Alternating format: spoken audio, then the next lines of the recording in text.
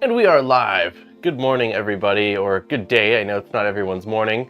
It is 10 a.m. It's 10 a.m. here.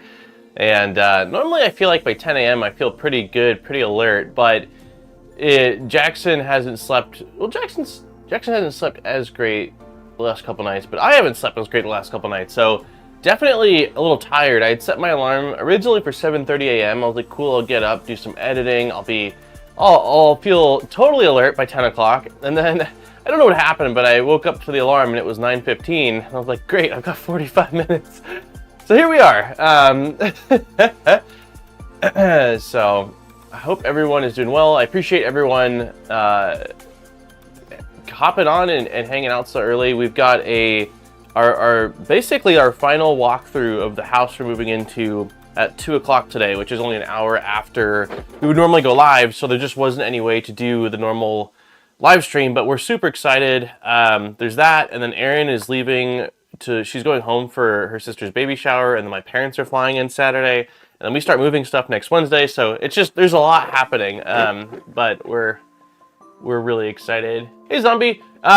Regarding the audio stuff with Spotify, I turned off the autoplay stuff that we were talking about, and last week I still got a copyright strike. Just one versus multiple that have been on some, but I still am not entirely sure what the cause is of Spotify playing not royalty-free music. It's just sort of playing what it wants, it seems like, after the playlist ends still, so.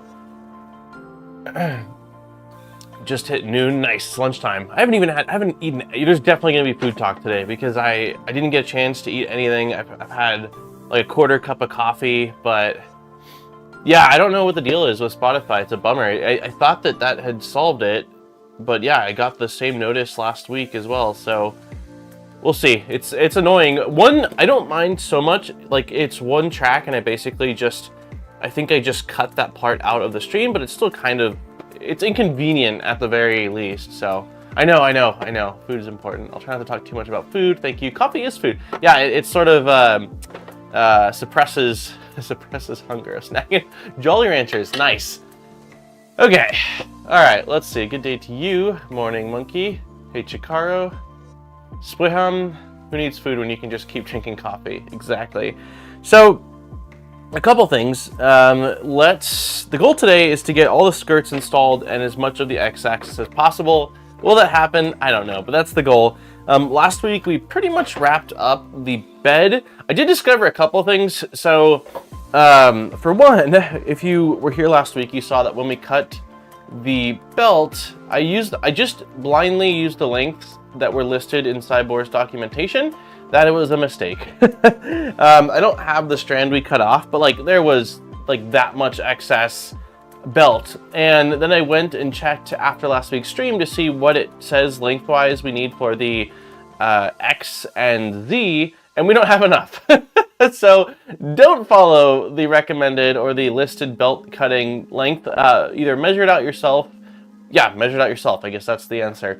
So I am going to, well, I did order quite a bit of belt already from Triangle Labs, and it should be here the next week, so I'll be good, but I just wanted to warn anyone else to not do that because it's a waste of belt. So let's see, why is everybody doing Polymaker purple and teal builds now? The reason why I'm doing it was because every chat voted on it, so we put it up to a vote between like 30 different colors, and that's what it came down to, so that's why we're doing it. I haven't done any build like this. All the builds I've done have been black as a primary, and then just the accent color being some sort of, not black color. So this is the first build I've ever done where it's a two-tone versus, well, I guess black it's still two-tone, but not having black as the primary color. So I think it's gonna look really nice. Regardless of whether it seems to be something that people are doing, I think that the teal and purple complement each other really well. It was you guys. I had no say so. Let's see. I reused the Enderwire belt. Oh, there you go. Cool. Yeah, if you can reuse the belt, that's even better. Coffee was pretty much all I had for a few months after a very stressful event in my life. Oh, that sounds awful. I'm really sorry. I've got my stomach is not great. Like, I've always had a really sensitive stomach, and it seemed like it got better well, it did get better for quite a few years, where I was able to eat like spicy foods, lots of carbonated foods, and it just wasn't a big deal. But twice in the last couple of weeks, I've woken up and basically like gotten sick, and I have like a burning feeling in my stomach. And so I think it's one, I need to make sure I'm eating food like in more increments, so there's something in my stomach for the acid to eat at. And two, I'm trying to avoid now, like, I'm not having, Aaron and me were like having occasionally like some kind of bubbly drink, like a beer, a White Claw or something like that. I'm totally cutting that out for at least a little bit here to give my stomach a break, as well as spicy foods and stuff like that, which sucks because yogurt is good for your gut, because there's a bacteria in yogurt that will coat, I think even milk, I'm pretty sure milk, but definitely yogurt, there's a bacteria, a healthy bacteria that will coat the lining of your stomach. Years and years ago, like 8 to 10 years ago, when I first experienced it, a lot of yogurt was helpful, and getting older every day. Yeah, I feel mentally like I'm like, no, I'm young, and then but like my body is like, no, like you're officially 30, going, you know, you're stepping every day closer to 40. But yeah, yogurt helped a ton, as did why can't I think of what it is? Green plant aloe, is that right? Aloe. Was it aloe that I was having? I want to say it was aloe that was also really good for it. So it's closer to a senior. Oh God, I hope not. Peppermint, interesting. I haven't heard of that one. I eat a lot of Greek yogurt now in my diet, getting older, trying to take care of myself. Yeah, my parents are big on parfaits for breakfast. So like Greek yogurt, some chopped up fruit, and some granola. And after their last visit in November, Aaron and me have started doing that. We sort of stopped the last couple of weeks here, but we were doing that a lot better, or a lot more often. So drink Moxie. I don't even know what that is. Hey BBs, hey RS. Hey 1 liter Peter. Okay, so, the last thing I promised, and then we'll start assembling. I feel like that should be, I need to somehow turn that into a emoji or whatever. So this was something we were having issues with at the very end of the stream. And it was just that there's no brass inserts, right? These are M3 screws that you're just threading into plastic, but they were only catching like a thread or a thread and a half. And so two of the corners just were not catching, like, so they were loose, their screws were falling out. So I took this apart after stream last week and sort of measured the distance I had, and I went with longer screws, and there's been no problems. It's not popping out, it's not breaking anything, but things are nice and secure now. So I can't remember, let me see here, let's look at so the build recommended, I was looking at the heat insert stuff a second ago, but build recommended, here we go. M312s, so I must have gone with 16s. Did I give it 4 more millimeters? M3. I think I went with M316s. So I think I added 4 extra millimeters, and that seems to have been the ticket. I didn't clamp down on these because, again, I don't want to damage the plastic threads or the printed part, but that seems to have done a really good job. So if you're having issues with that, I'd say just go up 1 size and you should be good. Seeing as everyone is being helpful, I'm going against the green here, get a couple of Jesus. Oh God. A lot of recommended screw lengths are too short, I found. Yes. So I'm just gonna go out and say it. First drop of the day. I'm just gonna go out and say it. Before we started this build series, I looked at this guide, not in detail, but just browsed through it, and I said that, wow, this is a really nice guide. It's super detailed. They basically took the Voron guide and heavily modified it for this Enderwire build. Well, the good old looks can be deceiving has never been more true. There are incorrect. It's almost one of those things where it looks so good that it's almost more of a problem because you trust it, right? Like you see a sketchy guide, you're like, I don't know about that. This guide looks definitive, and then you cut your belt and you're like, wait a minute. So yeah, I wish what I should be doing is creating a list of every single thing that has been a problem in this guide to give them as feedback so they can hopefully revise it. but I have not been doing that so far. However, I think if I go through this, and I look at each step, I'll be like, I remember, like, I'll have a flashback to where on stream it really stumped me or screwed me up. So I should probably do that. But yeah, regardless, anyone that's building this right now, tread lightly when it comes to following this. It's a good job of at least giving you an overview, but certainly, like, certain things aren't, like, I think there was one thing that said M3, but it was needed to be M5. Some of the lengths are wrong. Yeah, use the CAD and use your best judgment when it comes to lengths on things, because they're certainly not right. I really like the format of the salad fork guide. I haven't seen that yet. I'll have to look. Are you going to fix the guide for everyone else? I'd be terrified to follow a guide that messes you up. I was just saying, yeah, I should probably be making notes on these things. But again, I think I've got most of them in my head, because the things that stump me, like, anytime something screws me up, I grab onto that a bit more and remember it, usually because I'm like, I want to help other people with it. So yeah, I need to reach out to SIBOOR and let them know. I'll probably start putting together a list after this stream and just add to it, and then I'll submit it all at the very end to them. I put a pic of my recent 2.4 in your Discord general chat. Nice, I'll check it out shortly. Edit the PDF and add markups where it's incorrect. That's a good idea. What do you use to edit PDFs? I usually use a browser-based editor, but if there's something... Yeah, trust yet verify. That's really good. Hey, Viking! Good morning, or good day. All right, let's assemble some stuff now. So, the thing we left off on last week... How's everybody doing also? Last week I know weather was crazy. Thank you for all your contributions to the community. Thank you. I appreciate it, Reds. I try. I try to help as much as I can, or at least show exactly, like, if you watch what I do and see all the mistakes I make and you navigate around them, you should be good. So okay, so yeah, we assembled last week these two pieces. We got the screen done. Yay. Now it is time to assemble. Oh, that froze up. Here we go. Okay, so we need, let's see. I'm gonna take out all the skirt pieces here.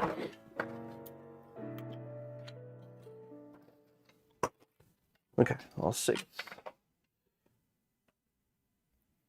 I'm good, my big trident is done. Oh, you finished it, nice. And my tiny trident got its upgrades and are ready for input shaping. What size is your tiny trident? I'm still trying to figure out what I want to build. So, I've been wanting to build some kind of a test platform that's easier for me, primarily for hot ends and extruders, to be able to quickly pop things in and test things out.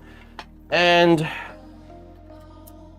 that's a missing, I can almost guarantee that I missed that. I wonder, this looks like that's a slot for a heat insert on top. I wonder if I missed it or if that was another one of those things not in this guide. But yeah, I've been wanting a platform to be able to at least more easily swap on hot ends and extruders to test them out for videos. And I like the idea. I was initially looking at, sorry, I can't multitask this very well. Okay, it looks like I might have just missed it. It looks like it's called out in the guide. I was originally looking at the Mutant from Wham Bam because I actually have the system, which is just like a quick swap system. However, I knew that BQ had made the Hermit Crab, which initially was kind of just like a copy of the Wham Bam one. I mean, there's some slight differences, but it was very similar. However, the BQ came out with a V2, and the V2 does have some really nice upgrades. Well, even V1 had some nice upgrades. That's the one I was looking at. V2 was just announced, but V1, the things I liked about it was it had CAN bus, which just is much cleaner wiring, and it has a ADXL built into the body of it, which is nice because when I test the hot ends and extruders, one of the requests I always get is, can you do some printing with it? And I don't think that really shows. I don't think that really shows much. Flow, sure, Flow can show the capabilities of a hot end, but print quality is usually more of a, did you dial in settings correctly? Regardless, I always get requests to test out and do some printing, so having the ability to quickly swap in and swap out is awesome. Something with a full-size MGN 12 rail, probably. Yeah, that's a good point. But yeah, so the BQ system looks really nice. I just don't know anymore what I want to throw it on. My initial plans was a Micron, and my thinking for that, or Micron Plus, because the 120 build volume of like a V0 is too small for some of the testing I'd want to do, especially for trying to get things up to speed. And what was the other thing? Size. But also a full-size printer is going to be maybe not as ideal either, because like moving something around like my 2.4, it's really heavy. At least for me, like with especially with my back and stuff. So I think something mid-size, like between 150 is on the small side to 200 millimeter range is ideally the work area I'd like. But I was talking to Steve about it, about the Micron specifically, and he said, well, maybe for a test bench, you'd want to go with a printer that's using 2020 extrusions over 1515s. But because I was initially thinking it would just be for extruder and hot end testing, I was like not really thinking about the other parts of it. But he has a good point. If I'm making a printer that's intended to be sort of easily swappable things in and out, well, maybe I want 2020 extrusions because it's a lot easier to mod and drop things into the extrusions, you know, compared to like a 1515 Maker Beam style setup. So I'm kind of back at the drawing board. Steven suggested a small trident, which then made me think about Zombie's twisted T or tiny. I don't know. I don't know what the actual thing is called. But like the tiny T or twisted T that you did, Zombie, looks like a really awesome potential printer for it. But I did see it looks like there's no extrusion kit for it. So it'd basically be me chopping down extrusions. What about the Enderwire after testing? Yeah, the Enderwire could be. The plans I had for this guy was actually to make it like the ERCF printer. Hey Tajan. Hey Jen. Hey, Humodu, Barabatak. Hey, Simon. Yeah, that's actually what Steve had suggested, just doing like a 200 or 250 Trident, which I could do, but I think that since I've done a Trident, it would be cool to have at least a slight variant of the Trident. Tiny T's a fully complete design with a kit. I made my own frame and turned it. Yeah, I like your side pack version a lot, Zombie. I like it a lot. I've seen the Tiny T, and I think the Tiny T is awesome, but the Tiny T I saw was more of like really just a smaller Trident, while the side, having the ability to access things from the side, especially electronics, for swapping in and out is really, really cool. The old Switchwire could possibly be it. Could possibly be it. Yeah, the old Switchwire could possibly be it. It sort of breathes some new life back into it, because I don't know how much use it'll get after getting this printer done. So we'll see. Nothing's totally set yet, but Tiny T is 2020 based. Yeah, unlike the isn't the Mercury 1.1 off the Pro the same thing basically? Mercury 1.1 off the Pro. The Mercury 1.1 is its own thing. It's a bigger printer. That's the thing. Like something mid-size where it weighs maybe a third less than any of those big printers. It's not even the Mercury 1.1 is not really fun for me to move around. It's just heavy. Hey Hobbit, there's going to be a more officially Tiny T side pack coming out. Okay, maybe the answer is just wait then. Thoughts on Bamboo Lab hot ends on not Bamboo Lab printers? That's what I'm running. That's actually what I'm running on my V0.2, and it's been great. So it's not going to be the highest flow, but it's still pretty dang good, and I think it's hard to compete with the value as far as price point goes of the Bamboo hot end. So I'm for it. I'm definitely for using Bamboo hot ends on non-Bamboo printers. Is anybody else running that setup? Maybe a V0 with 2020 extrusions. Yeah, the issue with the V0 though is the issue with the V0 is the form factor. I know that I think Pandora's box has a bigger size as well, but then Zombie also has a good point that it might make sense to use full-size MGN12s just for added rigidity and testing purposes. I think I need to put together like I've been chewing on this for quite a long time, but I think I might need to put together a bit more of an official list of what the purpose of this machine will be. And so that way I can get it as close to, you know, deciding whether that means using an existing printer and sort of repurposing it, or building a new one, and sort of what the hardware is going to look like. Stock bamboo, I get 2122, it's decent. Yeah, the bamboo hot end on my V0.2 has been fantastic. I am not outrunning it. I'm pretty much just using fairly stock profiles from Orca Slicer, and it's been fantastic. So, okay, so we're gonna leave these, I think, sort of loose-ish for now. These are slotted, so that way you can get them aligned perfectly with the frame when we install these skirts. So we'll leave them kind of loose for now. Pandora's box is awesome, little printer design. Not sure why you would use a standard bamboo hot end, but an aftermarket dragon mount. Wait, not sure why you'd use a standard bamboo hot end, but aftermarket dragon mount bamboo style hot end works well for me. Oh, you're saying because you're using, what are you using in place of it? The Triangle Lab Ace? For me, the convenience of using the Bamboo Lab hot end is I have like 4 full builds just sitting around, so it's like, use what you got. And also, because you can get them in the States, shipping is a lot faster than getting through Ellie. Use the moving and bed of the linear scale. What are the benefits of converting an Ender 3 to a Switchwire? Well, linear rails, so a lot of added rigidity. At least I personally think linear rails are a lot stiffer than wheels. On top of that, the wheels are going to wear down, and when they wear down, they produce slop in the extrusion, or not in the extrusion, I'm sorry, in the part connected to them, the tool head, whatever is wearing down. And I personally, like,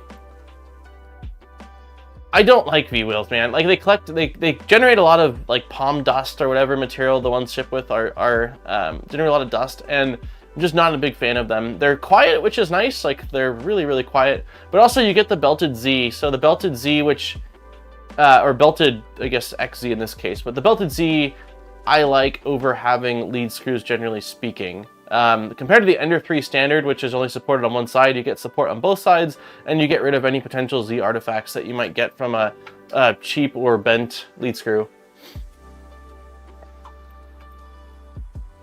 Hey, Bearded Bucket! No, there are complete dragon size mount holes. Oh, interesting.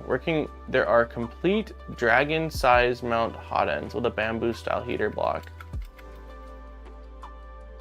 What are the E3 thermal position on the bamboo hot end? They didn't actually say anything about that. hey, Ulrich. Yeah, I don't know. I might have forgotten to ask, actually. The main things I asked them were, when are these going to be available? And then, like, provided feedback. The biggest feedbacks I got on that hot end was people want a solution that is a pre-built, so they don't have to swap over the thermistor and heater cartridge, and I was told that that is something that they are working on. And then I also mentioned that people were asking about shipping it with a larger heater cartridge, but that sounded like a probably not type thing, mostly because of Bamboo wanting consistency.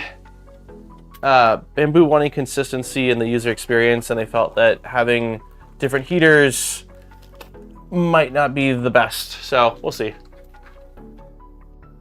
Erin's back to herself. Thanks for asking. Yeah, she got cleared last Wednesday, and she's back just to normal work. And then yeah, she's taken off. Oh, she's here. I didn't even see her in chat. Yeah, she's taken off. Let's see. I love V-wheels after some days. Yeah, I mean, I've used V-wheels for years, so I can't say that V-wheels are not something that works. But I think that there are potential failure points, and for a lot of beginners especially, it's hard to explain how to tension them correctly. Like, you don't want any slop in the axis, right? So you need to adjust the eccentric nuts, but like you want it just at the sweet spot of not having slop, but the second you tighten it harder, you're like prematurely wearing the wheels down. So I mean, again, I don't think they can't work. They've been used for lots of different machines for a long time. I don't prefer them.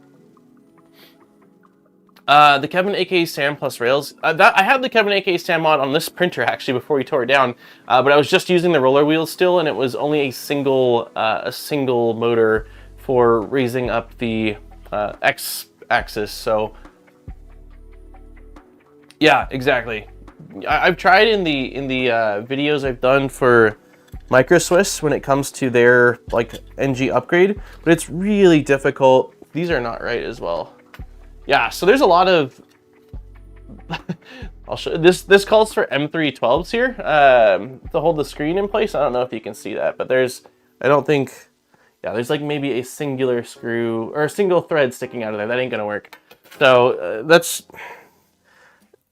definitely, it's odd to me that there's so many of this that's popping up. So M316s are what we use. I might have to order more M316s. It doesn't seem like there's probably gonna be enough because I'm taking a lot of these. V-wheels are a concession to keep costs down. Yeah, it probably is that, which is just odd to me because linear rails have gotten pretty inexpensive. Like you can get decent quality, inexpensive linear rails. So after using linear rails, I can't imagine going back to V-wheels. Yeah, I just like them. It's one less thing to think about. Like granted, you want to keep them greased and you need to get somewhat decent quality rails. But once you've got them installed, I mean, I've had to do like, oops, the wrong way. I've had to do no maintenance on my rails. Oh, hey Lisa, happy Wednesday. I wonder why no V-wheels are spring-loaded. That's interesting, because that could help, depending on the springs, that could help to keep them aligned without having too much tension, but I still think that'd be tricky. Okay, so we're just prepping this part, it looks like. Okay, I'll put this off to the side. And then we're gonna get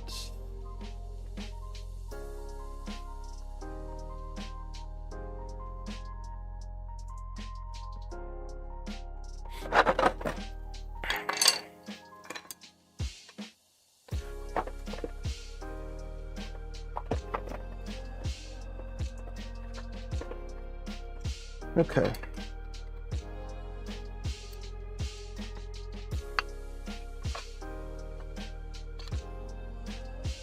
These are M38.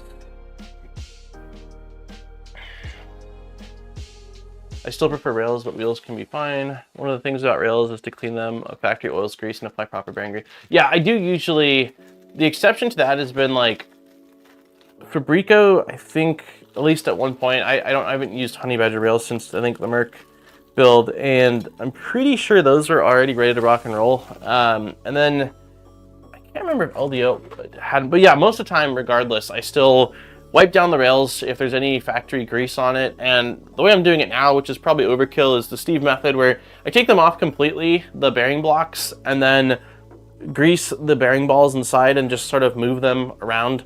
But yeah, you definitely want some of the packing grease or the stuff that they ship it with to prevent it from rusting is not high quality, and it's not the right stuff.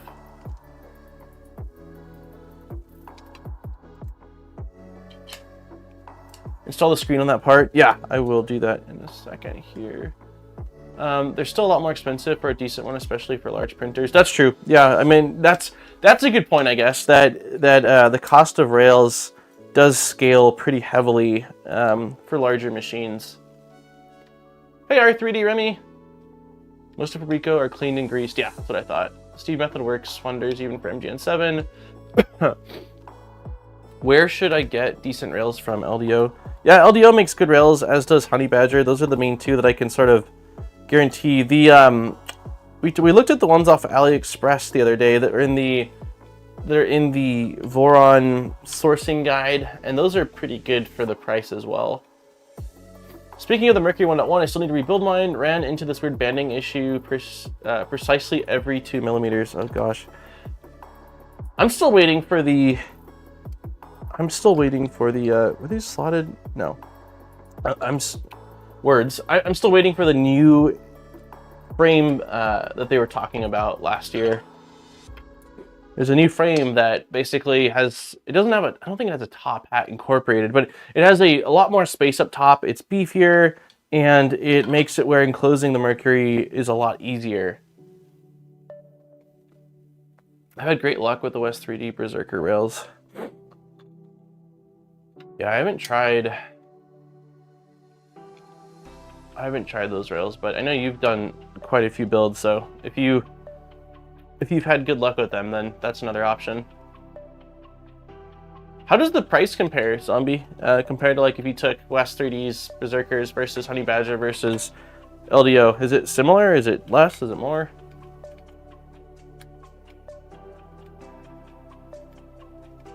It's in beta. I just need to put it all together. What's in beta? The frame for the Merc. Hey, RH3D. Build's going pretty good. We were pointing out that the guide looks really pretty, but there's quite a few discrepancies, like belt length, incorrect, lots of incorrect or not called out hardware, which is a little frustrating. I said that because the guide looks so good, you kind of have this false sense of trusting it, which is not great. So, but yeah, the build itself is going fine. Let's see. So we need, it looks like T5 roll-in nuts. I think we'll put them in both sides. No, we'll start with one side. This is the left side, I think. Yeah, let's move these out of the way.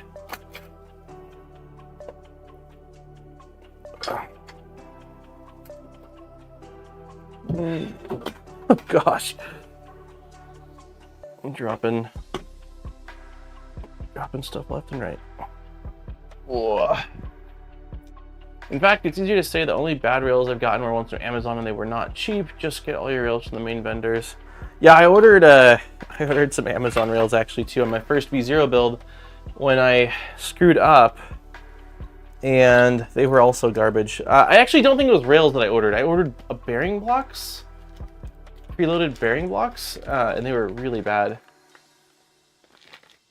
It's hard to make a manual perfect, but also very important. Yeah, documentation, I think, is oftentimes as challenging as the build for a lot of, if not even more. Like, it's one thing to create something, you know, and that has all of its challenges in its own, but like to then be able to make it where other people, let me see one second here, to make it where other people can build it themselves, like, and have a guide that makes it where, like, it makes it where it's more accessible to build. Like it's one thing to put something together and be like, here's the CAD, right? And yeah, sure, some people will be able to build it, but it's not nearly as accessible as having a guide that takes you through the process. Hey Dom, I'll buy from Fabrico just for the customer service experience. To be honest, if stuff is wrong, they are excellent to deal with. Yeah, Fabrico's awesome. Fabrico is awesome. All right. Are these the exact same? No, they're not. They are mirrored.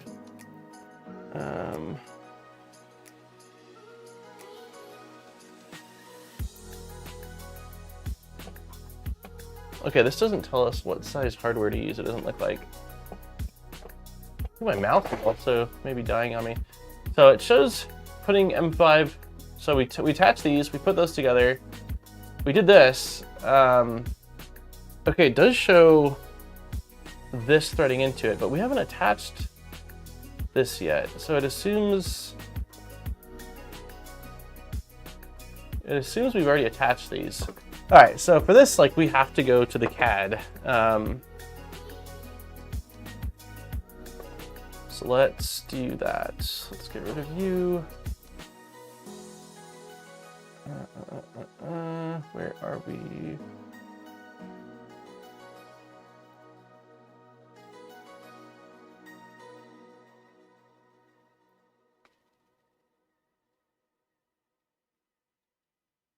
How does this? Oh, this just attaches to the end of the extrusion. So it does show that. Okay. It does show that then. That was here. So that's what this guy, okay, gotcha. So M516, M516. And there's only one direction that these can go properly. Okay.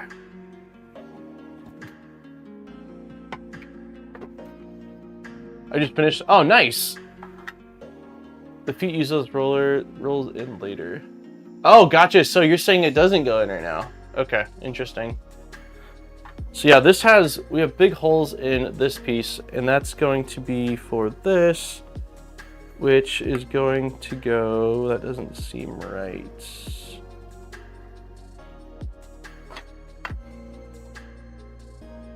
Okay, so it goes like this.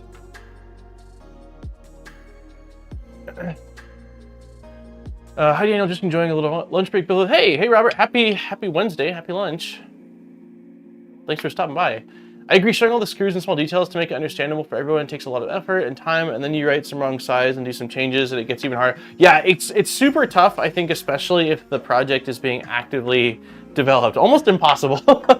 Like how can you have an up-to-date guide when the project itself is still fluid, you know?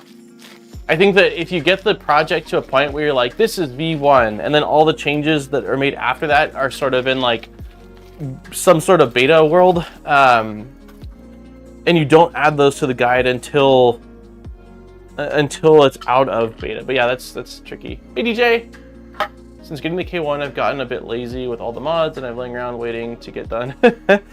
Sometimes it's nice. I mean, I've mentioned it all the time, but like as much as I love building, sometimes I just really enjoy using the bamboo printers just to throw things at them and be like, all right, well, it's just gonna do what I need it to. Let's see. Okay, let's get 2 in.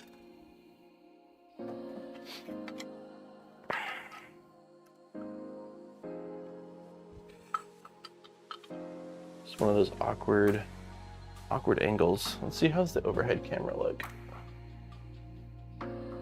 Awful. This is the camera we're using.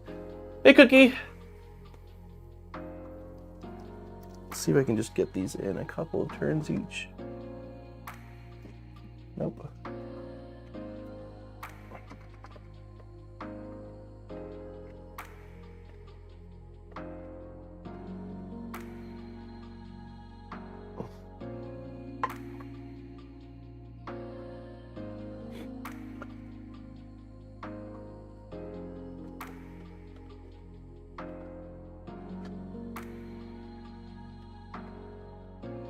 Okay, those two are in.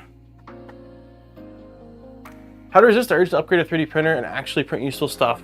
That is the ultimate question. I mean, I've said it all the time, but like the first 3D printer I bought a decade ago now, like I had no intention of like being 3D printing content or this 3D printing channel. Like I got it because I wanted to make custom case mods for video games, and then I became obsessed with it. So I think there's a lot of people that like got into 3D printing for, you know, XYZ, and then got completely hooked on working on the printers and modding and stuff. It is really, really fun.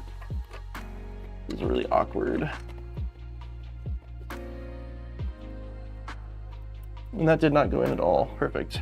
Okay, I'm gonna change the angle on this. I'm trying to make it where I can show what I'm doing on camera, but it's really hard for me to see what I'm doing. Let's see. I wonder if, yeah. I'm gonna turn it towards me really quick here.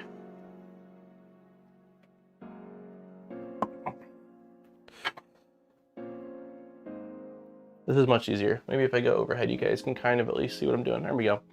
I got a 3D printer for robotics, and now I'm super into 3D printing as a hobby. Yeah, I seriously, I was doing a bunch of video game stuff back then, and most of the case mods I was doing were like Dremeling cases, and I just didn't have the tools to be able to do what I wanted to do. And I was like, cool, if I get a 3D printer, I can 3D print these cases. And honestly, back then, I think I was a bit over, what's the word? Exaggerating the capabilities of what a 3D printer can do back then, because it just didn't even have really the capabilities at the price point that I wanted, but I was still like, yeah, this will do what I want it to do. And then I became completely obsessed. Like, this might not do exactly what I initially had thought it would do, but it is incredible. I got it because I work as a CNC machinist and wanted a fun toy at home. There you go. I didn't know you worked as a CNC machinist. That's your day job, Nappin? That's cool. I got my printer to build combat robots. Haven't printed a full one yet. Been busy with mods. Yeah, it's a tale as old as time, I think. It makes me feel a lot better because I'm like, yeah, I'm not the only one. There's a whole, we might be the majority actually, which is kind of funny.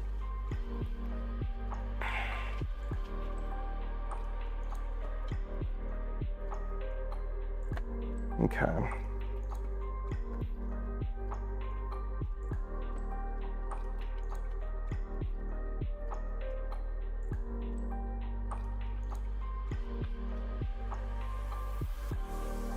Definitely need a ball end driver for this. It's a pretty steep angle to get the furthermost screws tightened.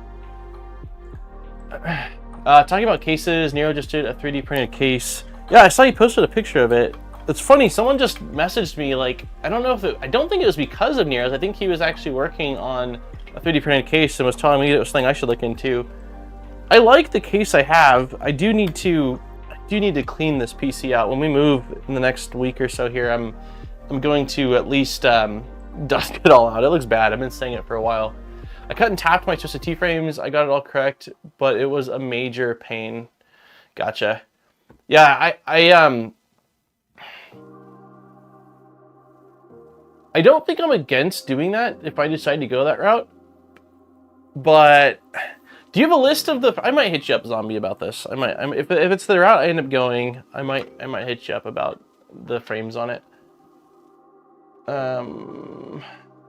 Okay, so again, this is telling us that we want this extrusion, or not extrusion, this piece. But it's saying that the only piece holding it in place for right now is this little screw that's going to go through here. So, like this. Nope, that's not right. Yeah, that is right. So because the feet are supposed to go through the panel typically on this, I'm wondering if we should just put the feet on to keep this all together for right now. Because otherwise this is going to be just sort of flopping. We'll see. Let's start with, I guess, what it says. Let's also, let's get these. Yeah, this is awkward because, I don't think you guys can see this very well, but because they stick out here, I can't actually have the printer flush. Like the printer has to be, at least it seems like, yeah, the printer has to be lifted a bit like that. It's really awkward.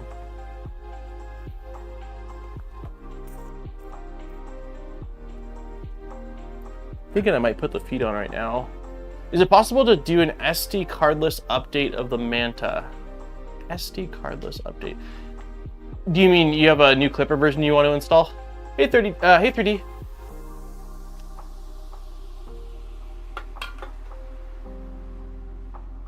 Yeah, I'm not sure what I want to do with this right now. I guess we'll try. We'll still try to install it and just see how it goes, but I'm tempted to put the feet on and then we can take it off when we get to the panel to help secure the panel. Okay, and this is calling for an M38, which we'll see if that's the right size screw. The last couple of times it's called for an M38, it hasn't been long enough.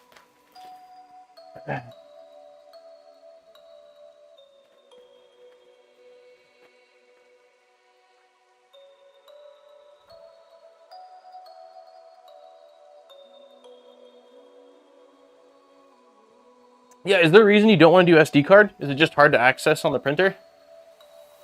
I think Catapult is probably, I mean, it takes a bit to set up the bootloader, but once you get it set up, it's nice being able to update all MCUs.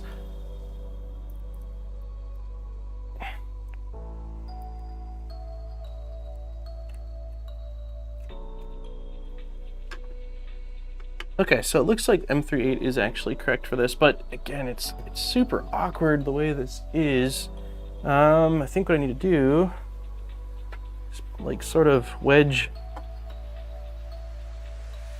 something underneath here for a sec.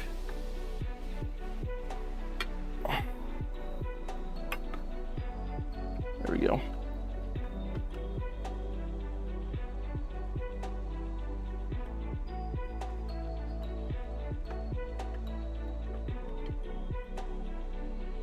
Yeah, so this piece just kind of floats for now because it's only attached at this one point, which I don't love. I wish there was another point we were attaching it right now, but we'll leave it for a bit and see how it does.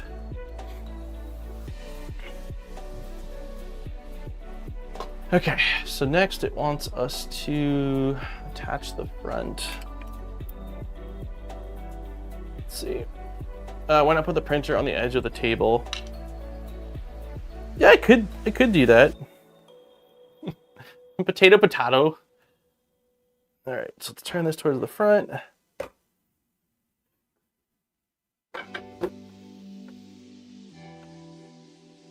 Wait, we can't attach the other side yet. So it wants us to put on...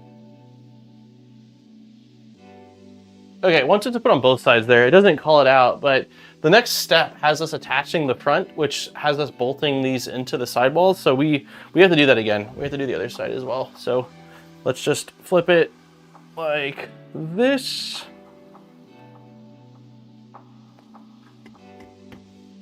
Alright.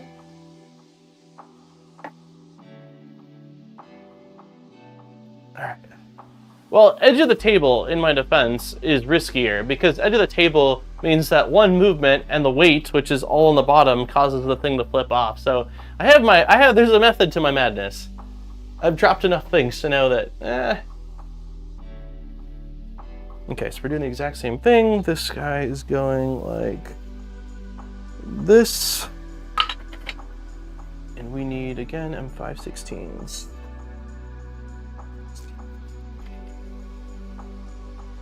It's quite a pain in the rear and getting it all set up though, since mixed-use documentation leaves a lot to be desired. I went to MAP with the CB1 and CAN bus for top and never had to update via SD card. I don't think I had, what's the main gaps? Like the setting up the CB1 wasn't an issue. The biggest issue was just that there was some hardware performance issues with the wireless. Don't forget the roll-ins, that's a great point, thank you. 5.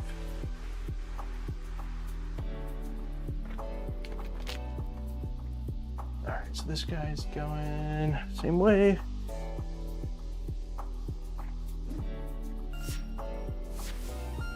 Matthew, thank you very much for the gifted memberships, man. Or gifted membership, cheers.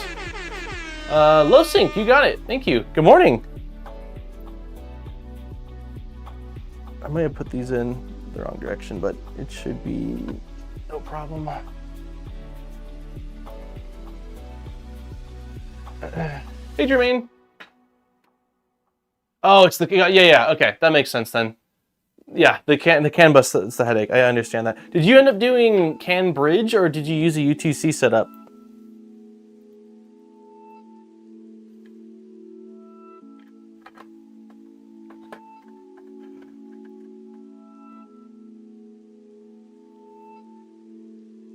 Ooh, my stomach growled. It's a little easier with their built-in support on the Mantaming PV2, but configuring it still has some challenges.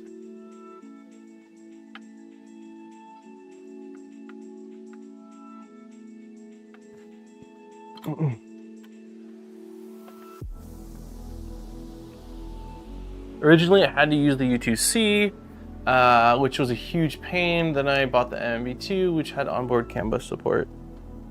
What was the issue with the U2C? I think that okay, no, I lied. I had an issue as well. I think there was an issue with the firmware or bootloader they flashed at the factory. I had a huge headache with that. And then I found a random GitHub post that basically had a new firmware that I flashed.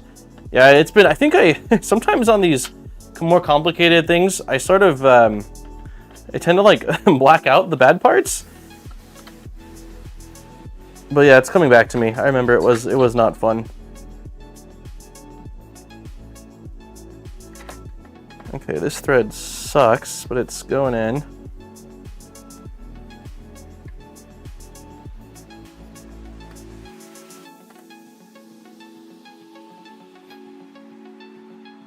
Communication delays, CAN boot, take your pick. Yeah, it's the easiest CAN setup for me has been an M8P with an EBB36. CAN bridge then, Zombie?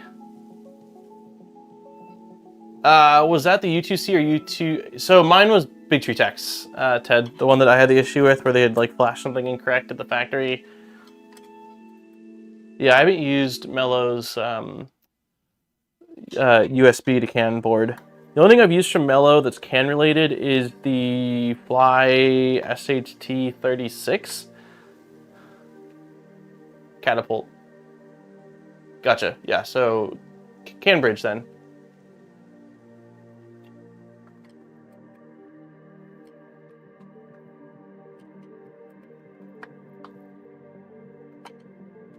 Okay, that's in. Let's get... I had to reflash my U2C the other night. CAN bus has been real stable for me. So you guys want me to go to the edge, huh? To the edge.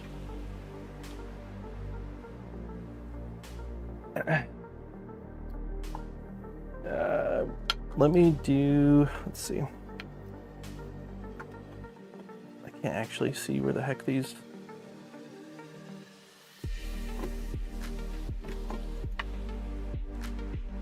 Oh. It shouldn't be very hard to move these after the fact, especially because this bar is only held on with one M3, I think 12 screw, but God, this one should go the other way, it looks like, actually.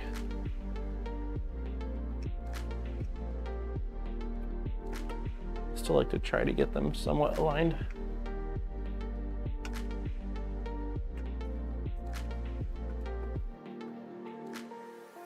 Okay.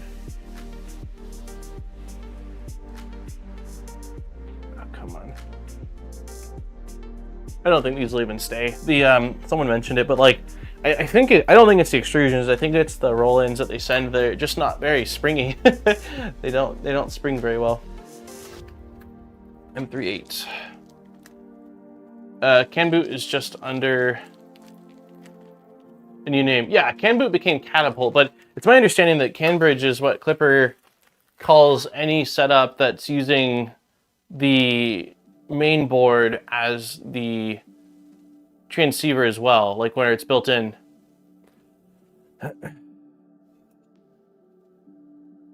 Hey Alan, why you started super early? I missed last week. I hope all is going well. Yeah, we have a walkthrough of the house we're moving into, which should be basically the final walkthrough. The next time,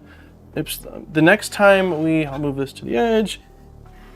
The next time what we're supposed to be there is to get the keys next Tuesday night. However, I'm curious to see how it goes today, because we had I mentioned last week, or maybe the week before, that I had paid for a third-party inspector. Like, the builder provides their own inspector, and they're like, yeah, we do this, what did they say, 300-point inspection? And I'm like, cool, I'm gonna pay for my own inspector still. So I did. I had him go pre-drywall. Didn't really find much pre-drywall. There was a tiny crack in one of the windows, like a fake window, basically, upstairs. And then there was some moisture on top of the vapor barrier in the crawl space, but that's since been repaired or it's gone. But for the actual inspection this time, he found a lot of stuff. And a lot of it is not like, a lot of it's kind of real small stuff, like, oh, this area needs lots of it. Okay, backtracking here. Let's say there was like 25 things he spotted. Out of those 25 things, I would say 12 of them were 12 of them were like paint touch-up stuff, which, yeah, ideally I'd like them to fix it, but it's like, if I'm not walking into a room and I'm able to, if I'm not able to spot it when walking into a room, I don't plan on going around the house with a magnifying glass, right? Like nothing's perfect in life, and the house is made by a bunch of guys, and you know, there's gonna be some things that aren't perfect, and I'm fine with that. It's the things that I cared about was like, one of the pieces of siding was loose.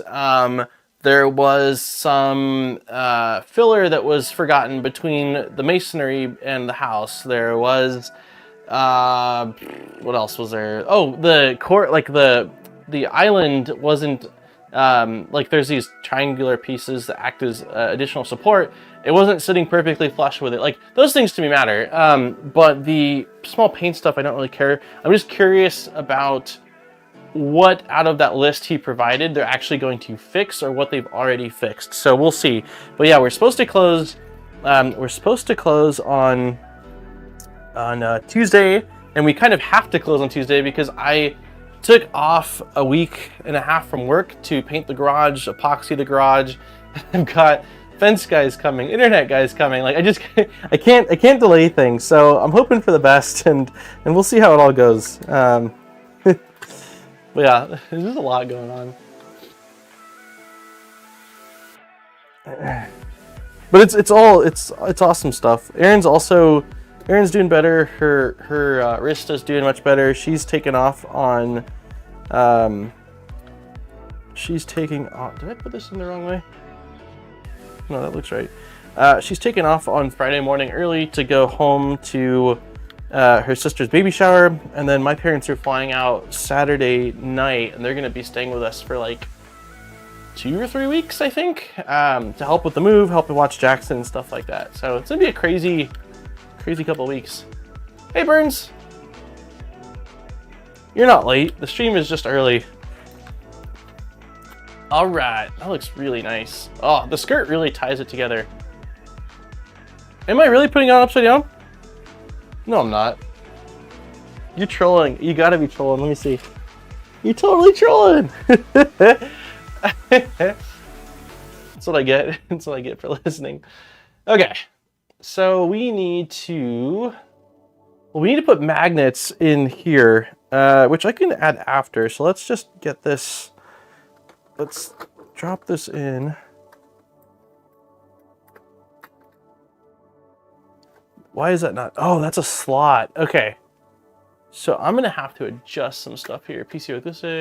I mean, yeah, you made me. You still get me napping. Would you use the brim on a 12-watt brim with a couple tubes oriented up? Would you use a brim on a 12-watt brim with a couple? If you're asking if you should use a brim, you might want to use it. It doesn't sound like you're incredibly confident with your setup. I don't usually determine whether I need to use a brim based off of the print time. It's usually based off of footprint and material and geometry. If it's a very large footprint and it has very sharp corners, I almost will always put it on for cheap insurance. But if it's round edges, like if they're rounded over, then I usually... Oh, you said PLA on PC bed glue stick. Wait, PLA on powder coated bed? With glue stick? Why, if it's is it powder coated PEI? If so, then what's the reason for the glue stick? Hey, nice. I'm late, just off work. Hey, no worries. This is an early stream, so it's I understand it. Okay, so this we need to loosen, so that way this has some ability to slide forward, which is what we need to get it aligned with our front skirts. Loosen this a little bit more. There we go. Why is there 4 linear rails on Y? Are you talking about the thumbnail? Because it was the only place I could place them. Okay, so now this will line up. There we go. And that's an M38.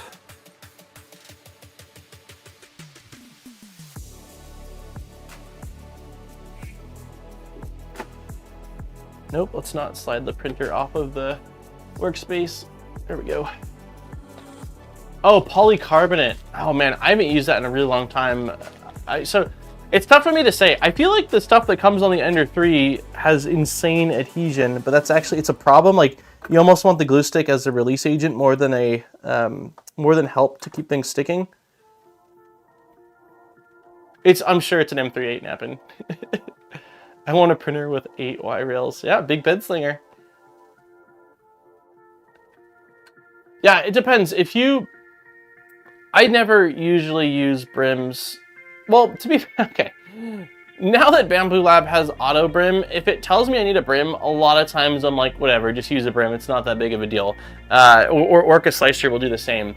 So if you aren't super confident in your first layer / bed adhesion, then I would just use a brim. It's not that much filament. It doesn't add that much time to the print. And if it's the difference between that and losing your 12, I think you said 12-hour print, then it's probably worth it.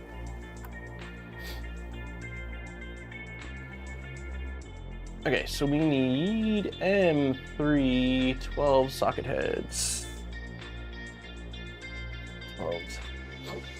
I always select the mouse ears instead of brim, so much less cleanup. Yeah, mouse ears can work great as well. Mouse ears, I feel like, are better on an object if you've got just certain sharp corners that you're kind of worried about. Then you just throw a mouse ear on there and it gives it a little bit of extra bite. I agree, mouse ears are rad. Is it just me, or are mouse ears better for controlling warping than just regular brim? It feels like it has less warping with mouse ears. I don't know. I mean, it should have the same, it should perform the same or very similarly, but I wonder if having the pad, like lily pad, being isolated compared to a brim that's tied to the rest of the part. Like in a brim situation, if something's warping, I can see it pulling up and then interfering with other parts of the print, while with a lily pad, you're sort of isolating the area that it could pull up on. So I don't know. I definitely haven't done a side-by-side like performance test between the two, but I do like lily pads a lot. They're a really solid option. I've been mostly printing small parts and Hue-Fort. Nice.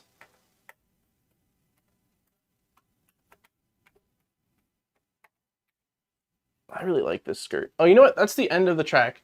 Okay, so let's see. Come on, Spotify, don't play whatever you want. Let's play. I can't see the thumbnail. It's behind. There we go. There we go. 8-bit.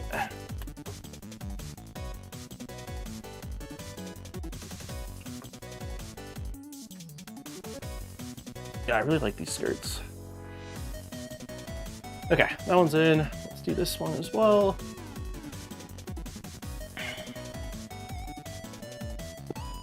Mouse ears are often more width than brims. Yeah, I guess that also is a good point. Why is this not?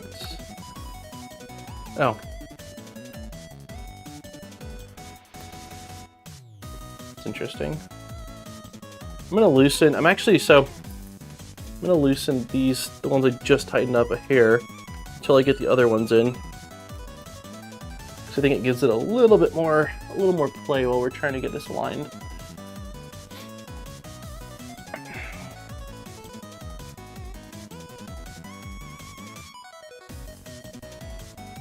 Yeah, usually if you're able to identify the reason you're actually wanting to use a brim or like mouse ears are probably the better option in that they can let you directly attack the area that's going to be a problem.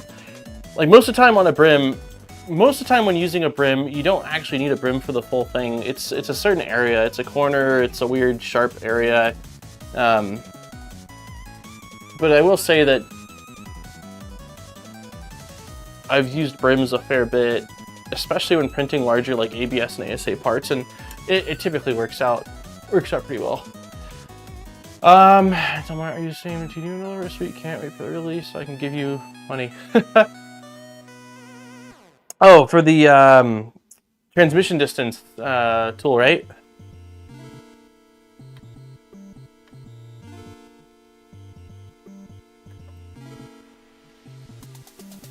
My Ender 5 S1 is, yeah, it's the transmission disc. So I think that Joel that highlighted it at, was it 3D Printopia possibly? But if I'm not mistaken, you basically can put a piece of filament through it. And I don't know the way it actually works. I don't think I watched the entire video, or I was squirreling around multitasking, but I believe it's able to see how easily light is able to pass through a filament. And based off of that number, you can input it into HueForge, and it sort of helps to get you a better looking print based off of like it knowing what's needed to make something look a certain way. I don't think that's a very technical explanation, but I believe that that's close to accurate. Hex code and transmission distance. Oh, it does hex code. It does hex code too, so I can actually tell the color code. That's cool. Is HueForge legit? Yeah, it's all right. HueForge is very cool. It's sort of magical. Like, I mean, so, yeah, it's really cool. My Ender 5S1 is sometimes weird with the auto bit leveling, so with that, the low adhesion, tall T's per... Yeah, I would do that then, DJ. Hey, Maurice!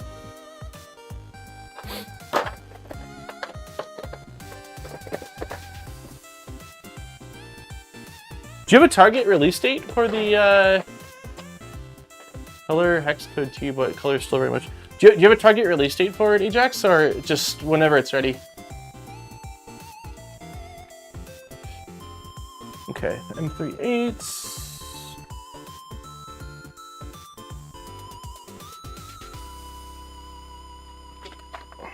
Let me move this over here.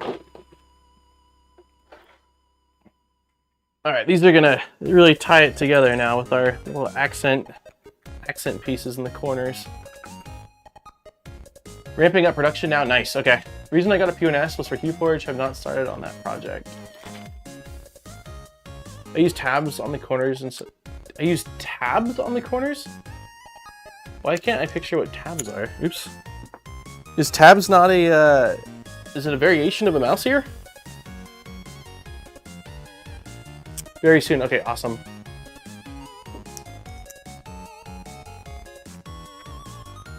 Actually, before I do this, I'm pretty sure I already tightened this down, but let me... Nope, I did not. All right, I'm glad I double checked that. Let me know how to get in contact. I'll have a kit I'd like to send. Oh, sweet. Yeah, just, are you in the Discord by chance? Just send me a message on the Discord. I will tell you right now, I apologize in advance if it takes me a little bit to respond. This last week has been crazy with getting things ready for the move, and like, I think that I was at like a 6-day or 7-day response time. So I apologize in advance. I try my best to get back as quick as I can, but like, I can't keep on top of messages and emails as much as I would love to. But yeah, I would say, Discord's great, or if you prefer email, email's totally fine as well. And email is, where would be the easiest way to find email? Probably on the YouTube channel. But yeah, Discord's probably good.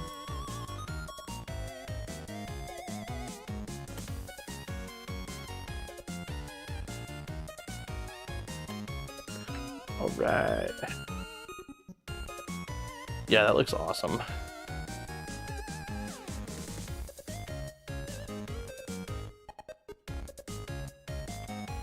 Okay.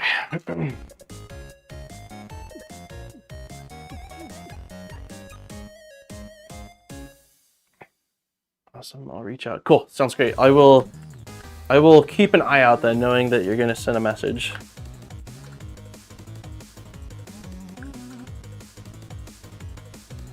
Oh, let's see.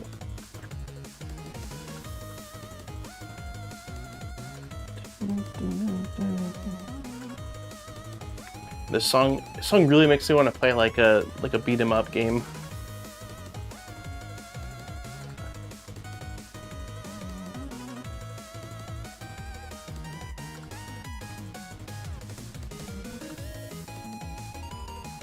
Okay, so the last thing we need to do on the front is get magnets installed, and I don't know. Yeah, that looks really nice. It's like just putting the skirts on really makes it look like, you know, wow, we're making some progress here. Streets of Rage vibes, yeah. There was a game on PS2 that my brother and me played a ton. It was a Ninja Turtles game, and it was a beat 'em up. I think it was like a tribute to the older NES/arcade Ninja Turtle beat 'em up game. But man, we played the crap out of it. It was awesome. I really like the printed extension. Yeah, it looks nice. It looks really good. One thing I'll need to do on my next build is play around with some skirt meshing stuff. I know Steve's done that on like pretty much all of his builds, at least for as far back as I can remember. I know you have too, Zombie. Have been doing mesh like accent colors on the skirts, and really looks nice. Okay, so yeah, magnets is the next thing. I'm gonna see. Ideally, I'd like to not use adhesive. If we have to use adhesive, I'm probably gonna hold out until I can make sure that I have an adhesive that's not super runny. But let's see, sometimes I can get these in. Oops.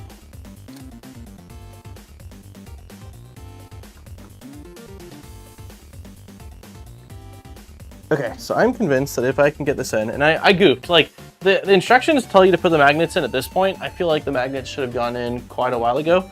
But I'm gonna use one of these monster Allen keys, put the magnet on the end, and press it in. Hey, Steve's here. I was just talking about you, Steve. Said that I like the mesh skirts that you've been doing on your builds. Okay, so let's push. Yeah, this is not gonna need adhesive. Ah. I might need to push it in a little bit further with a smaller Allen key, but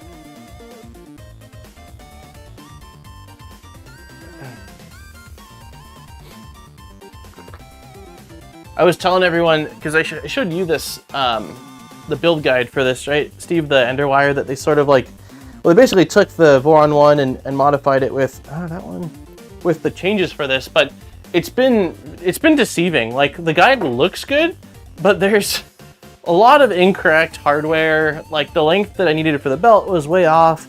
There's some missing, like, where to insert heat inserts, so it's kind of almost been the reverse, where it looks like it's a good guide, and gives you that sort of false sense of yeah, like, I just need to follow this, and then there's these gaps, and you get to a point and you're like, wait a minute, what am I supposed to do next?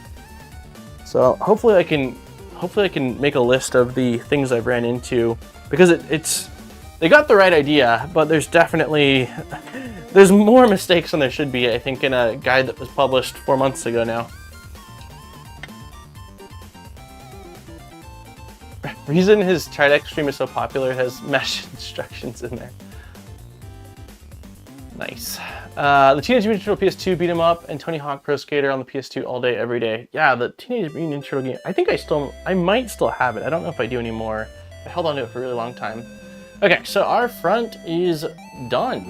Now we need to turn around on the back. What time is it also? Let me make sure I'm not missing out. Okay, in 17 minutes, we are going to open up the giveaway for a spool polymaker filament, so we'll do that shortly here. Okay, so we need to do this now. So let's push this guy off to the side. Let's grab these, 1, 2, and 3. There's our fan somewhere.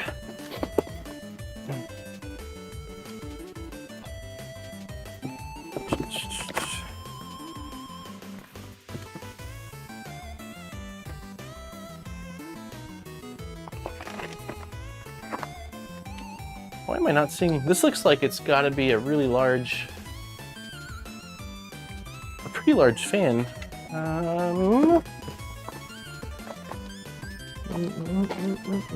Where are you? There you are. Okay, it is a large fan. Does this fan just sit in? It looks like it just sort of slots in.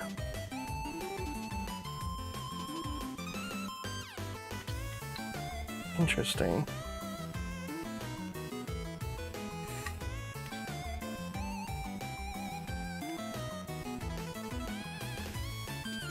It doesn't seem right. We'll see.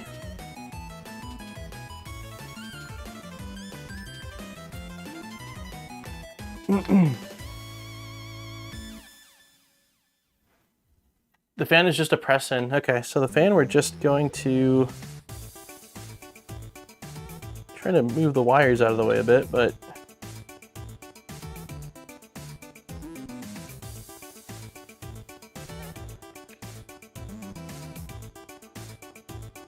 okay, let's do this. I'm gonna pull the wires completely out of the slot here.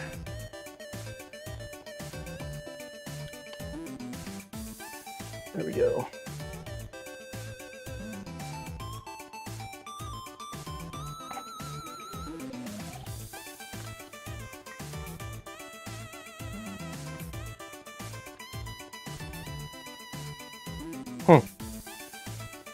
not a very tight fit. That's really it. I mean, like it's... Unless there's another...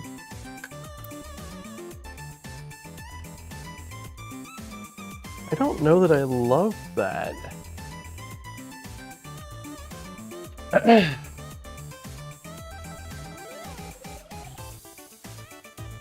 It might be okay, but like I just, it doesn't, like if it was just a snap fit in, I feel like there should be some kind of retaining clip or something to help keep it in place. Yours was a tighter fit? Okay, I modified that part to hold the fan in. Oh, gotcha. So you have another version of this?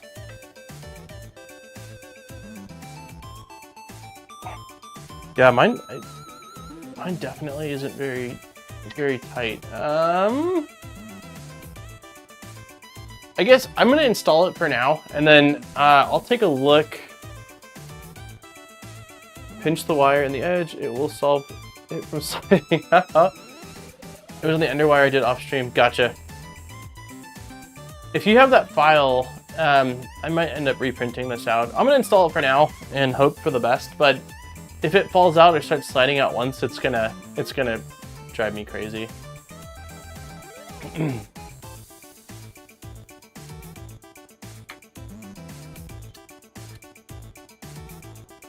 Okay, this guy's just going in here. Zoom in a little bit. Remind me to, okay, sounds good. I'll do my best. Today's like kind of a crazy day. The reason why I'm streaming early is we have our walkthrough of the house from 2 to 4 today. So I think we're supposed to go through. They're going to show us all of the different, like how to use the things in the house. And then there's a bunch of stuff, I think I told you already, but there's a bunch of stuff that the inspector found that I sort of want to look at and go over a bit more. And then Aaron goes to work. So I will do my best. Okay, that was a really tight fit compared to the fan.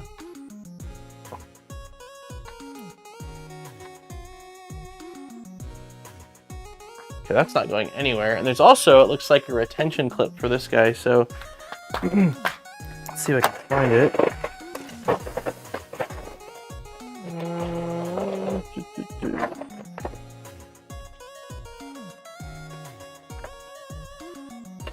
Oh, it looks like it's this, the mains.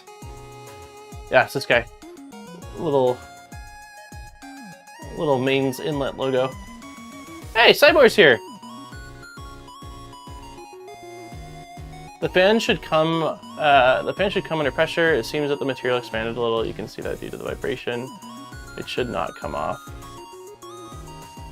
Yeah, I think that, well, I feel pretty happy with these parts, but they're definitely not perfect. So it could partially be that.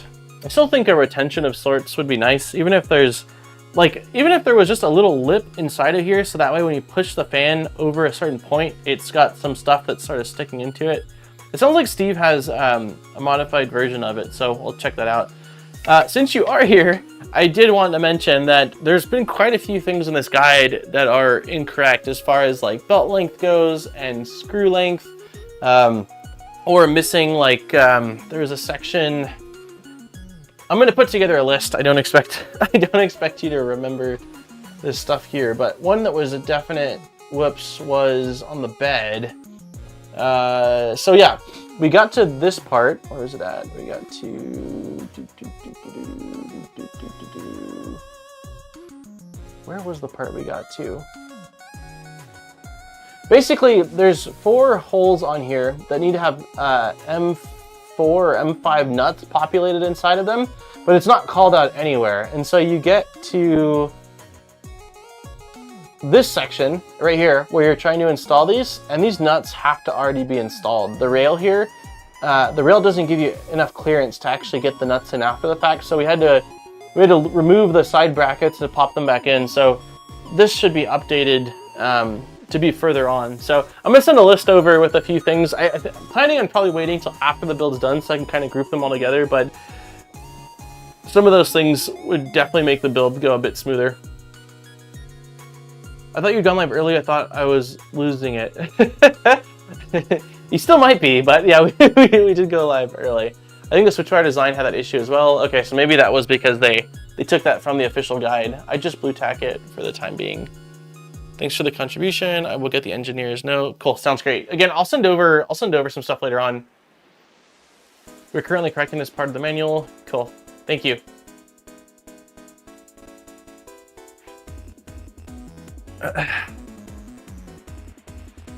Awesome. Okay, so let's get back to where we were.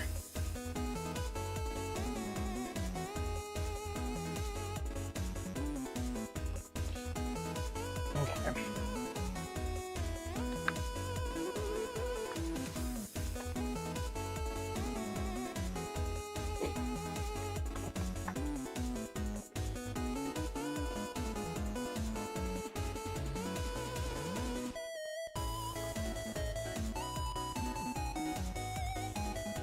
Yeah, here's here's basically another one. A lot of the calls out for M3 by 8mm screws are just too short. I had the same issue with the screen mounting. They need to be M312s. In this situation, there's like, I don't know how well you can see it, but let's see if I can focus. There's like a thread, a thread or a thread and a half sticking out when this has the depth to take much more. Those ones are going to be harder for me to remember, I think, all of them, but I'll try to call those out when I reach out to you guys. But yeah, this one needs to be M312 as well. Or M310, I suppose, as well, but there's not a lot of... There's only 4 of those, so I'm gonna steal an M312.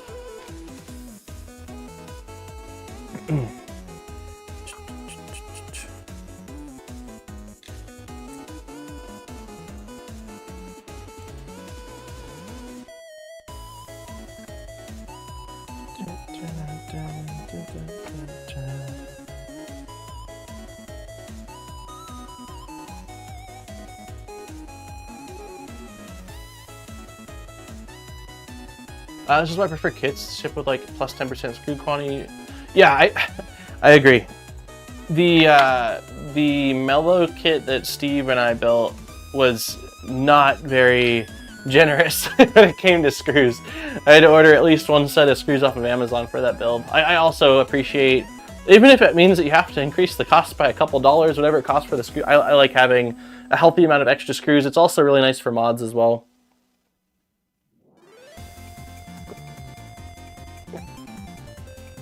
For my self-sourced one, there was a lot of checking of the CAD for screw lengths. Gotcha.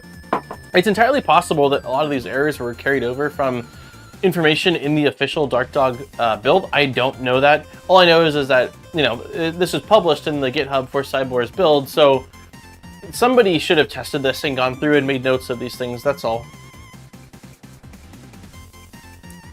Okay, so now we can attach the fan. Fan's going on this side.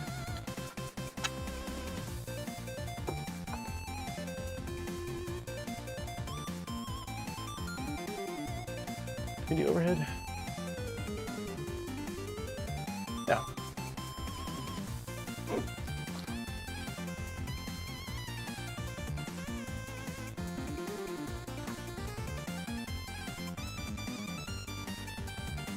Hey, Jose.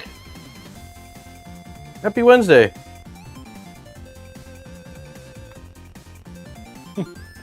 Shameless plug, zombie. That said, I would grab like a 2,000 piece kit, just have a ton of extra, probably end up dropping it and having a hell of a ton. Yeah, in the new studio, I'm getting a bunch of I keep calling them Billy, but I think they're the Alex drawers. And I'm gonna get 5 of them, and I'm going to Gridfinity out all of them with little hardware storage things. So I'm gonna have all like M3, M4, M5 screws beautifully organized, along with just a ton of other components. I am super excited for that.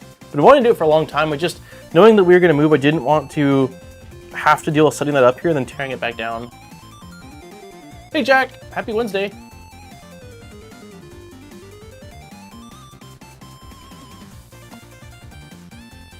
We got Jack like a walking assistant thing. So he's had this jumper for a while, right? Where you put him in it and he jumps up and down. But he spends so much time on his feet and crawling around like crazy. So Aaron's like, I really want to get him a thing that we can put him in so he can stand, but like it has wheels, so it sort of supports him, but he can walk around the house. And it showed up yesterday, and by the time Erin got home, she from work last night, she was in the kitchen floor, like pushing Jack away from her, and then he was quickly like running towards her. It was pretty cool to see. Like he figured it out really quick. So I imagine it's only going to be so long before little man's starting to walk around, which is just crazy. Hey Raj, is this kit compatible with the Ender 3 S1 Pro? I don't think so. I've mentioned this, I've had quite a few people ask about like machine compatibility. The only ones they call out is an Ender 3 V2 and an Ender 3 Pro. That doesn't mean that other ones won't work as well. Maybe with some additional modifications. I don't entirely know.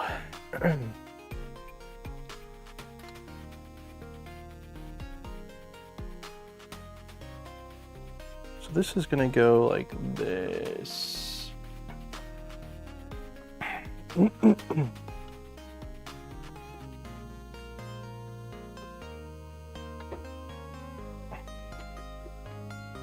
Neat. There's a gap. There's a gap in the back here.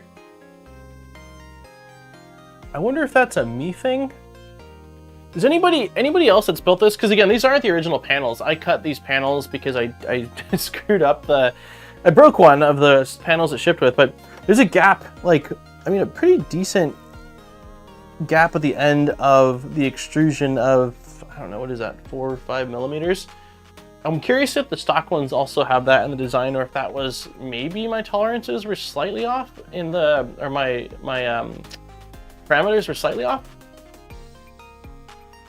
I mean the curtains, oh god. He loves, hey, morning Red Sky. He loves curtains. Like we have, in his bedroom and in our bedroom, we have blackout curtains, and he thinks it's hilarious pulling on them. And he's getting stronger, and it's only a matter of time before it comes down, which I'm not looking forward to. But yeah, I text Erin, or no, she called me on her break yesterday, and I told her right away, I said, hey, now that Jack's in this thing, he can reach things he wasn't able to reach before. Be careful, because Erin's got this like pretty big potted plant by the front door that's on top of like cast iron, and he went initially grabbed it, and had I not been there to stop the thing from tumbling over on him, it would have fell on him and it would have broken the plant and probably had dirt everywhere. So yeah, having it changes everything. The added height and mobility is exciting, but also I'm already slightly terrified. Panels are going to be a little undersized by default. I centered them between the, okay, cool. I'll do that too then, because right now they're pushed all the way up in the front, but in the back there's a pretty sizable gap. So I think it'll look a little less weird if I do that, center it on both.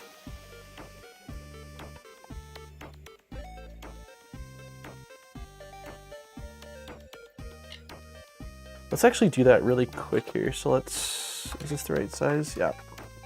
Loosen you, loosen you, loosen you, and loosen you. I should be able to hopefully, yeah, oops, that was too much.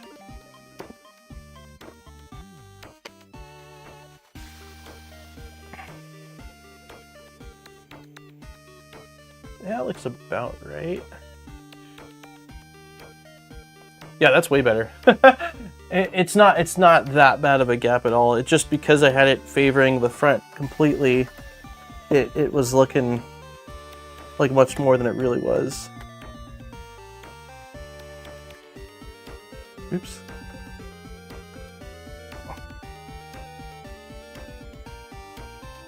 Okay.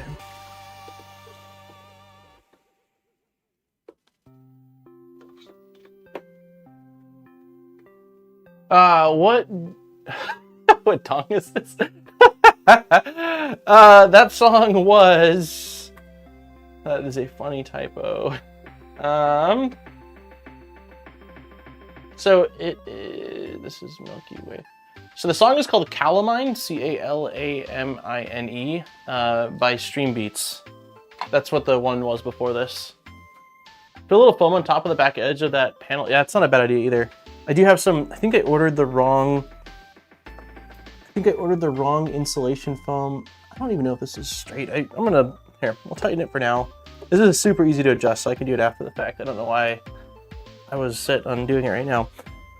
I think I ordered some wrong insulation film that was too thin. That probably would be perfect to go there if I wanted to just kind of outline it.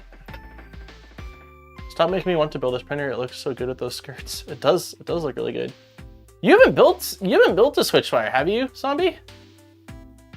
I don't think you have. I mean, I feel like I know your lineup of printers. You got the simple core, you got the BQ, I think you had 2 BQs. You had the Soval, you had 2.4 tap changer, Trident, the Twisted T. You did the cool looking V0 recently, or the V0.2. I feel like I'm missing, I know you have Bamboo. What am I missing? I'm definitely missing 1 or 2. Kevin. Oh, okay. That's what it was. That's right. Because you actually were. I had a couple people in the forum, or not the forum, the Discord talking about that mod, but you were the one I think that actually like brought it and showed it to me. Like, no, this is really cool. I forgot about that. That was a long time ago now.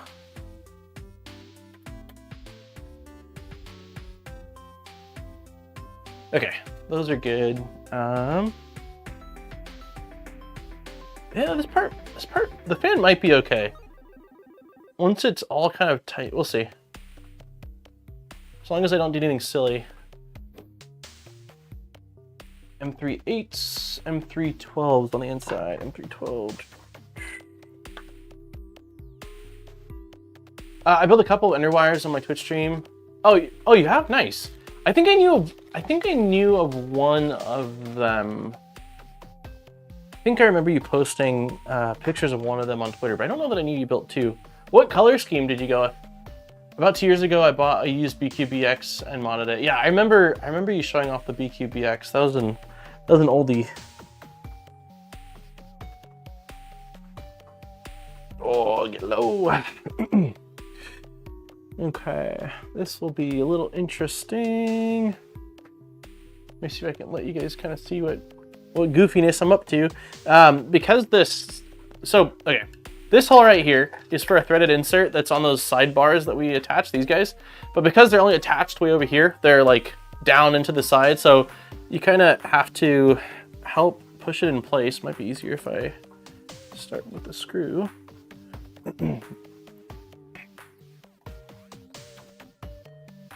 Okay, I think I got that one in. There we go.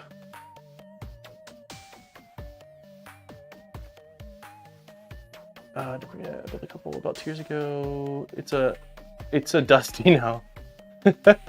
Both were Dark Dog mods. One Ender 3 and one Ender 3v2. One was red and graphite. Oh, nice. And the other one was blue and graphite. What is graphite? I mean, graphite's like a gray, shiny gray, right? Is that? But since you're calling it graphite, is that a specific brand color? Is it Polymaker? I don't. Graphite gray sounds super familiar, but I can't picture. I don't know if that's a specific spool or just the color. Hey, Phil. Okay, last guy down here.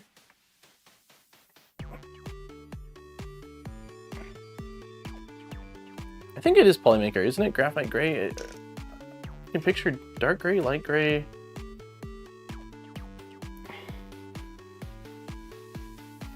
Or maybe it's not. Maybe it's a sparkly gray.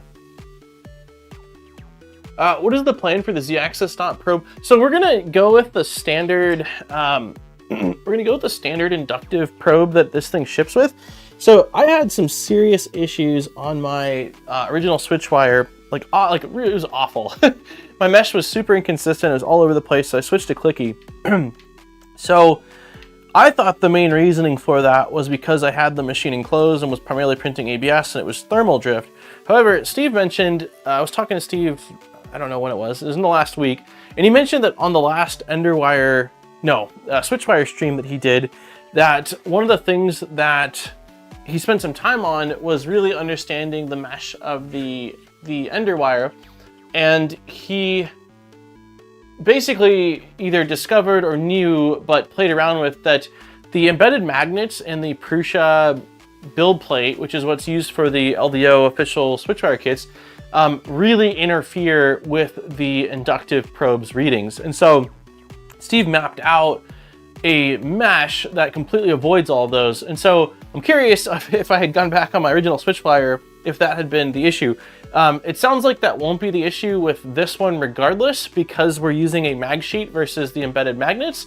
But I guess long story short is that I'm planning on using the inductive probe for now.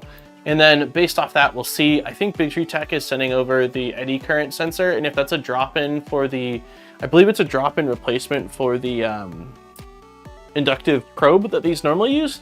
And if that's the case, maybe we'll do that.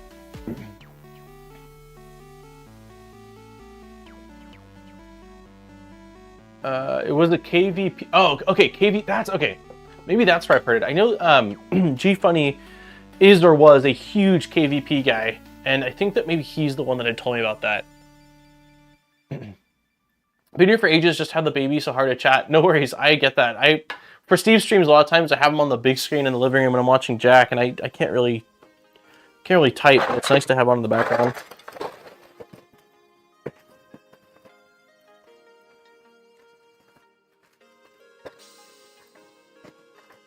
Okay, let's put these panels on, and then it's probably time to open up this giveaway. Let's see. Oh, yeah, I'm gonna do it really quick right now, actually. Let's see, give me 1 second, y'all. Come on.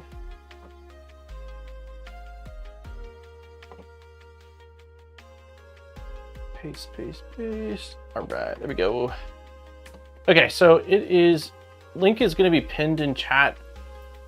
And for anyone, I mean, this is a morning stream, so maybe there are some new faces here, but it's for a spool of Polymaker filament shipped anywhere in the world. If you don't have a if you don't have a Discord name or username, just put NA or don't have, and I'm almost always reach out via email, so it's not important. That will be affected by magnets also, I think. I've had Sony issues with mine. I use a BL Touch. And it seems Eddie from Big Tree Tech is delayed. Oh, interesting. That makes sense because I haven't heard anything about it. They talked to me about it like a couple months ago and then nothing, so that does make a lot of sense. I have tap running on a dual Y Switchwire with no problems. Dual Y, like this kind of dual Y, or you have a separate dual Y that's more spread out, the rails? I know that somebody reached out to me like maybe 6 months ago or so that had a custom bed frame machined from PCBWay, and the whole purpose of it was tap. It basically used, I think, 2 MGN12s that were way further spread out, and it helped to reinforce the bed frame.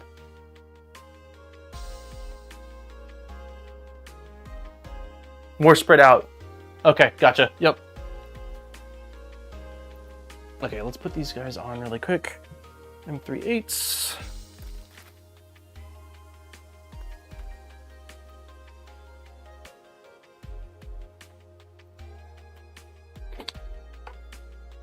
Yeah, the one that the guy that showed me, and I don't know, it'd take me a while to pull it up right now, but basically he had the rails spread out where it was sort of dividing the bed in thirds. So like 1/3 way into the bed was a rail, and then 1/3 way into the, maybe it wasn't even that, maybe it was 1/4, but it just made it where there was less gap between, like less open bed area for it to flex. Is the spread out mod posted anywhere? That's probably a question for you, Brian. I can look into if someone reminds me, I can look for the guy that messaged me quite a long time ago and see if he's provided. I mean, I know his was a custom machine thing, so it's probably costly. His seemed like more of a, he was doing it for more of like a passion project than the practicality of it. Because with the cost of getting it custom done, and I think he had to get 2 revisions.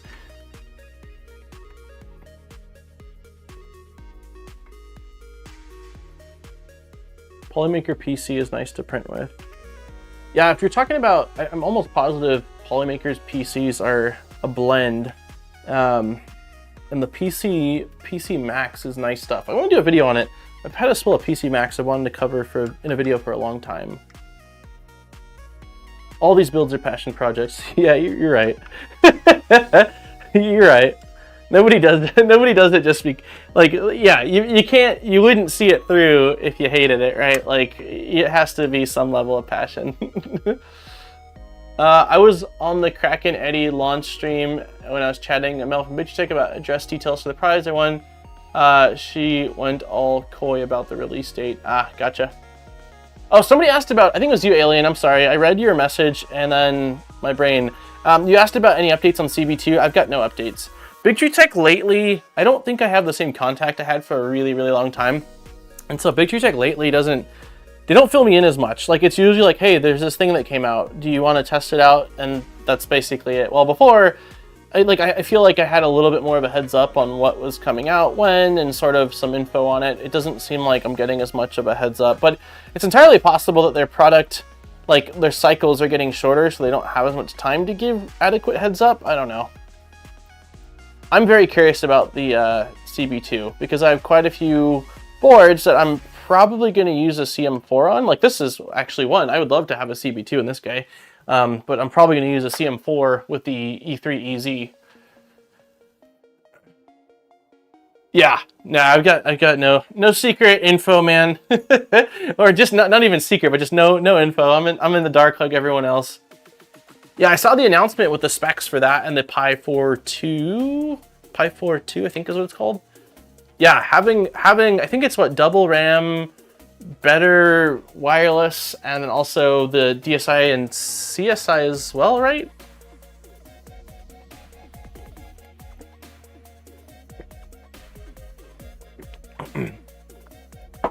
Okay, you know what I haven't done? I haven't said anything about liking the stream. If you have not hit the like button, we got 86 likes and 176 viewers. Let's get to 130. Like, we can do 130 right now. I know we can do that. That's on me. It's morning. I forgot. Try and get in contact with Luke from Big Tree Tech. He appears to be the UK rep. He will likely be able to hook you up better. Yeah, Luke actually. I had contact with Luke on Discord. Man, gosh, time is so hard for me to tell. I would say it was about a year ago. I had issues with the Huracan that was sent out, and he tried helping me troubleshoot it, and we both were puzzled, and I don't think we actually ended up getting anywhere with it. However, I haven't really talked to him since then. I know he follows me on Twitter, and I see some of his posts, but yeah, I should probably reach out. You're right, I should probably reach out. Steve, you didn't like the stream? Dude, Steve. I counted on you, man. Hey, Frozen Tiger, loving the stream. Thank you very much. Welcome. Basically, a Pi 4 replacement versus the CB1 was a 3 Plus replacement. Yeah, which will be awesome. I still want to know the true specs of the CB2 because I noticed when I really push my machine, it sometimes bug out and looks down and I get a warning that the CB1 is overloaded. There was specs posted for the CB2. I don't remember where. It was a picture someone took. I think it was from an event.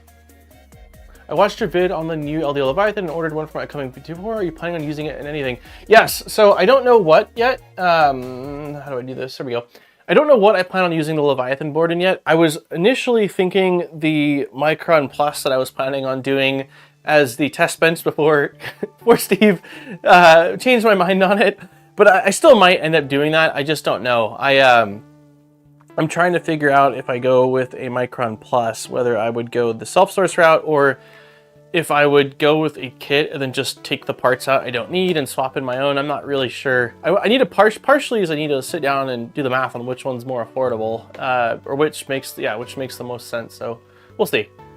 I have a photo, can reshare it in the live stream chat. Yeah, Alien, if you want to repost it, I think it was the Smurf pic that someone took a photo of it. It's Steve's first stream. Give him a break. Leviathan is a CNC board, so a Milo mill.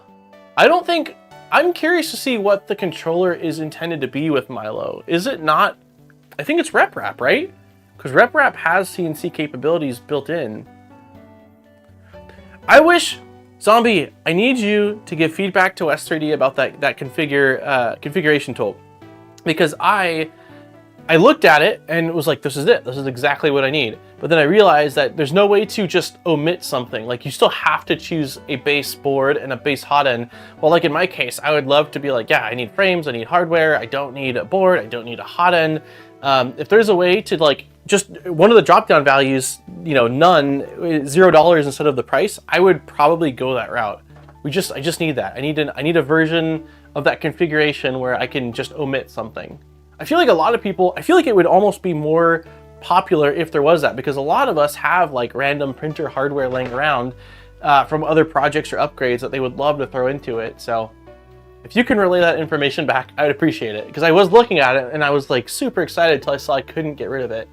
On the phone with the insurance company, what did I miss? Lots of ranting, Lisa. I don't know exactly what. Lots of ranting. Let's see, we're at 118 likes, 187 viewers. Let's see if we can do it. 130, I believe. Also, sign up for the giveaway if you haven't, Lisa. LDO is a partial kit on Fabrico's. Gotcha. I know that one doesn't come with a hot end, I believe, or a pie. I know there's a couple pieces missing from it. I know the part of the kits is for them to provide a complete kit. Part of the kit is for them, but I can let Dan know. Yeah, just I would imagine if they're having a configuration, that means that they have to be basically assembling. Maybe they have some parts of the kit assembled, but they're having to a la carte a fair amount of it. So I would think that if they're a la carting a fair amount of it, they could just a la carte it without the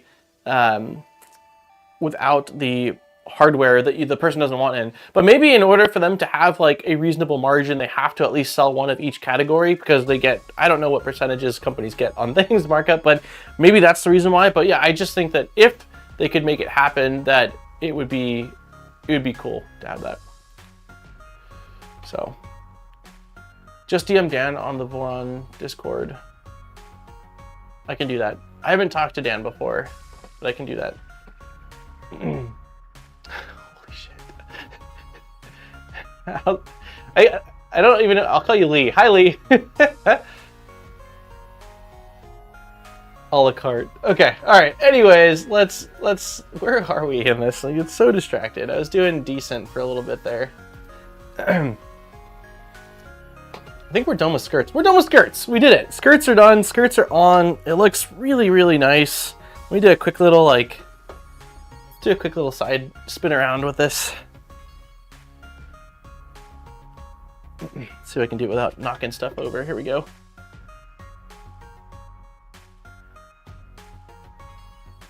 It looks awesome. It looks so good. I'm very, very happy with the way this is looking.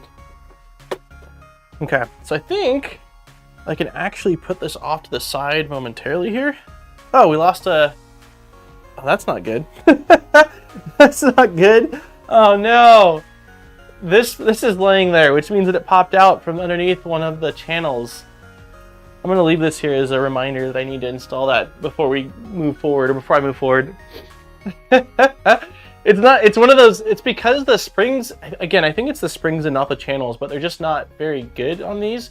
So they're fine if you tighten them in, but leaving them in the channel, they can slide left and right and pop out. So that sucks. I probably should install, I should have gone with my gut and installed the feet already, so that's okay.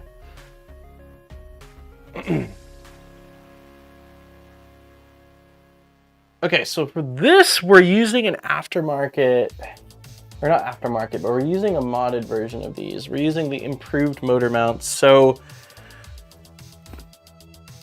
I don't know if I mixed and matched these, so I'm gonna take out everything for these motor mounts and see if we can figure it out. Yeah, we lost a nut. We lost a nut. Okay, so 1, 2, 3, 3 and 4.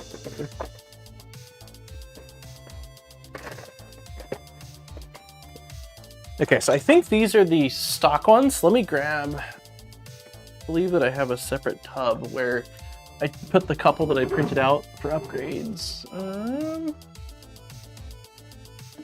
Oh, here they are. They're right here.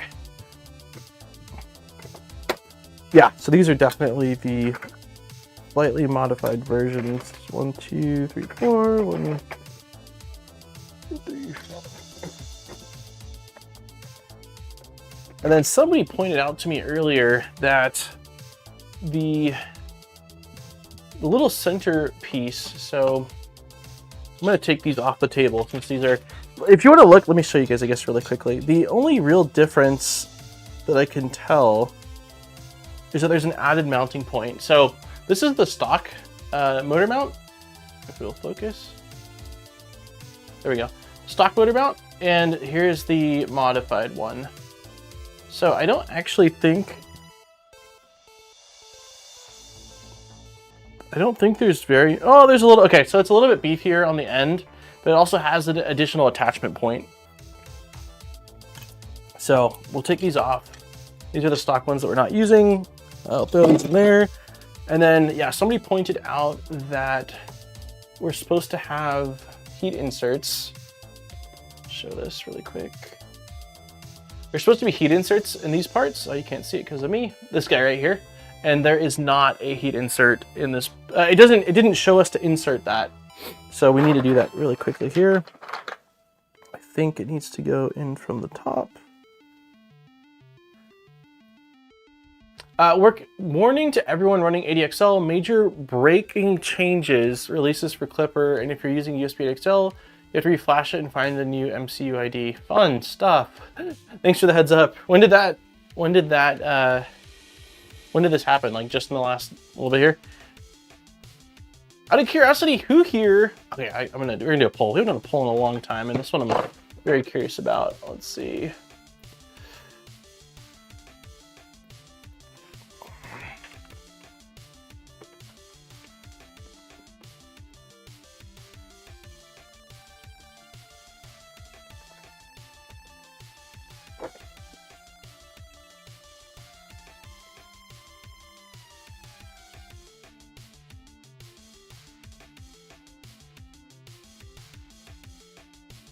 Okay. I'm just curious about this, like what the spread is. Oh, also, if anybody is trying to join, I forgot the poll. Can you guys see the form? Can you guys see the form still pinned in chat? I want to make sure that anyone that wants to sign up for the giveaway can still see it. I forgot that sometimes running a poll and having a pinned message can screw things up, and I want to make sure.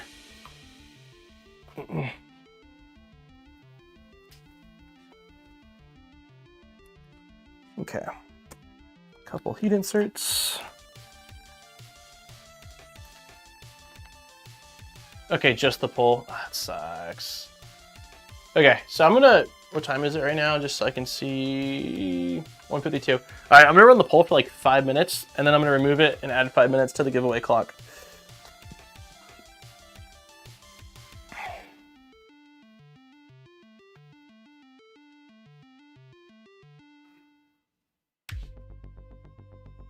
You don't understand the poll? Okay, so the question I've got is like, because updates can break things, right? Like, I don't care whether it's a Windows update or a whatever, like updates have the potential to break things. We've seen that with Clipper. We've seen it with all sorts of things in life. So I don't always update Clipper. Like I actually a lot of times don't. And usually, I think it's Zombie that will usually yell at me, or maybe it's Alien, when I'm, showing the web interface for a printer and they're like, oh my God, like everything needs updates. So I'm just curious, because there was mention of this latest update breaking some ADXL USB stuff or requiring a reflash. Like how many people just update regardless and deal with sort of whatever is required to make it function versus just staying on what's been working for them?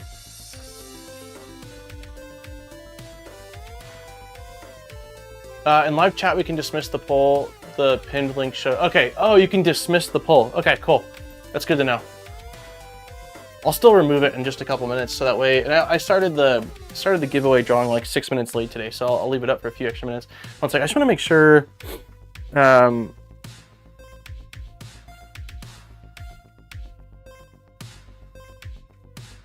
Hello, Daniel. I wanted to let you know that we're scheduling your installation to begin Tuesday. That's Wednesday. Oh, okay. The fence company reached out. All right, I just want to make sure that the builder hasn't said like, don't show up today.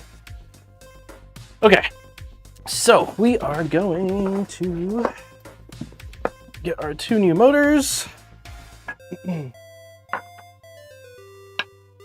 I believe that everything is going to be the same. Oh, okay, so we need our pulleys. Here we are. Okay, I'm gonna kill this. It looks like it's a pretty good split. So 53% update, duh. And then 47% stay where it's safe. They stay on the island with me. All right, let me end this poll. Okay, out of 97, yeah, that's a pretty, it's a pretty good split. 50, that doesn't add up, 52% and 47%. I install the latest Clipper on new builds and then never update again. Yeah, that's kind of where I live. Unless there's, I mean, again, unless someone's like, dude, there's this cool new feature, but a lot of it I feel like is bug fixes, and if I don't know that I'm missing out on a feature, I'm not missing out on it. With 7 printers, it can be a big time sink. Oh yeah, every time, not every time, that's an exaggeration, but a lot of times when I'm like, I'm just gonna do a quick little update here, and then I'm crying, you know, crying about why I did the update when I knew better.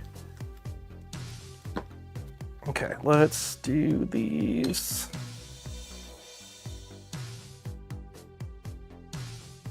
Okay, so we got our Loctite. I'm gonna put some of this onto this little, that was way too much, I'm sure. I recently did an update and then had to completely, oh no, yeah, that would drive me crazy.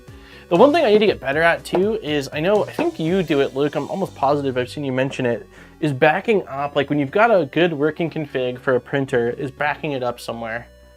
I've done that on a couple printers. That should be the standard on all printers, and I don't do that. I wish I did. And I know that it's gonna bite me, and then I'm gonna be kicking myself because I knew better all along. Okay, so I'm gonna take out all these little set screws so I can dip them in the, in the Loctite, and then I'm gonna throw the Loctite bit out so I don't accidentally get it on a printed part or on myself. Proper steps are to back up, back up, back up, and then update occasionally. Yeah, that's probably the absolute safest route and what you should do. Not sure it was so much Clipper Crow's Nest as it was the OS, then back up. With auto Clipper backup to GitHub, I think it's safe, but I never update Clipper. Hey, West3D's here. How's it going? I was just talking about, did you ping them, Zombie? I was just talking about your guys' Micron config, because I'm looking at, I'm probably going to be building a Micron Plus, and I know that you guys have a config, but I'm only looking for like certain parts of it. Like I have plenty of boards. I'm probably going to be using the Leviathan, and then I've got extruders and I've got hot ends. So I'd primarily be looking for like frame, motor, rail, like bolts, like, you know, hardware.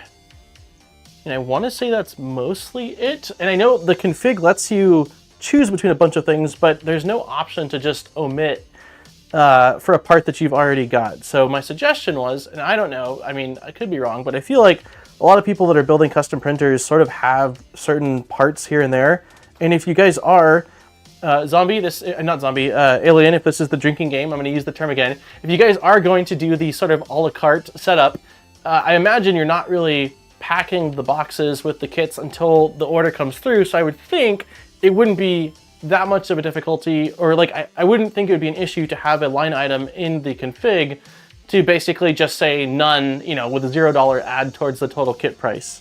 The thing that I mentioned that I didn't know, because I don't know exactly what bulk purchasing from manufacturers looks like, is whether you guys have to charge a full kit because there just isn't a margin otherwise, or if that's not the case. If that's not the case, then I would think that the a la carte version would be cool. Hey, Jetman's here. It'd be nice if the configurator would include don't need. Yes, that's exactly what I'm saying. I just think that a lot of us that are building custom printer builds tend to build more than one and tend to acquire sort of like random parts, and yeah, just having the ability to say, hey, I actually don't want this thing, but still using the config would be really cool. For a good number of configs, you can remove items. No hot end drops price by 50. Okay, I think Zombie mentioned that 2.4 and Trident have the option to do that. I've only checked out the config for the Micron Plus because I was sort of heavily looking at it recently, so I don't know. I wasn't aware that it was like that for some of the other configs because I've only got the one to base it off of. I'm thinking about swapping my dual BitUcheck SKR Pico for a single LDO Leviathan on my 0G Merc plus Hydra.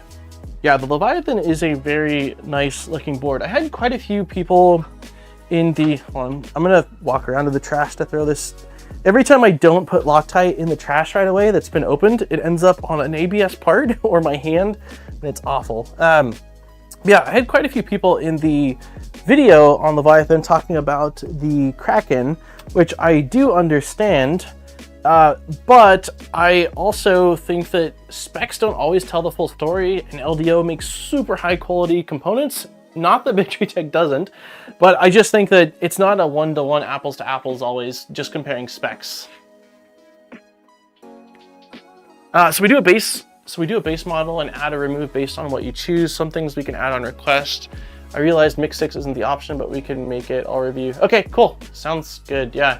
Especially if you guys are already doing it for, again, some of the other printer options. I'm still sort of up in the air on what I'm going to be doing with the Micron Plus. But yeah, if you guys end up, if there's a way where I can strip out the components I don't need, I feel like I'd very likely build one. I want to do a Micron, but it accidentally got a bit nice.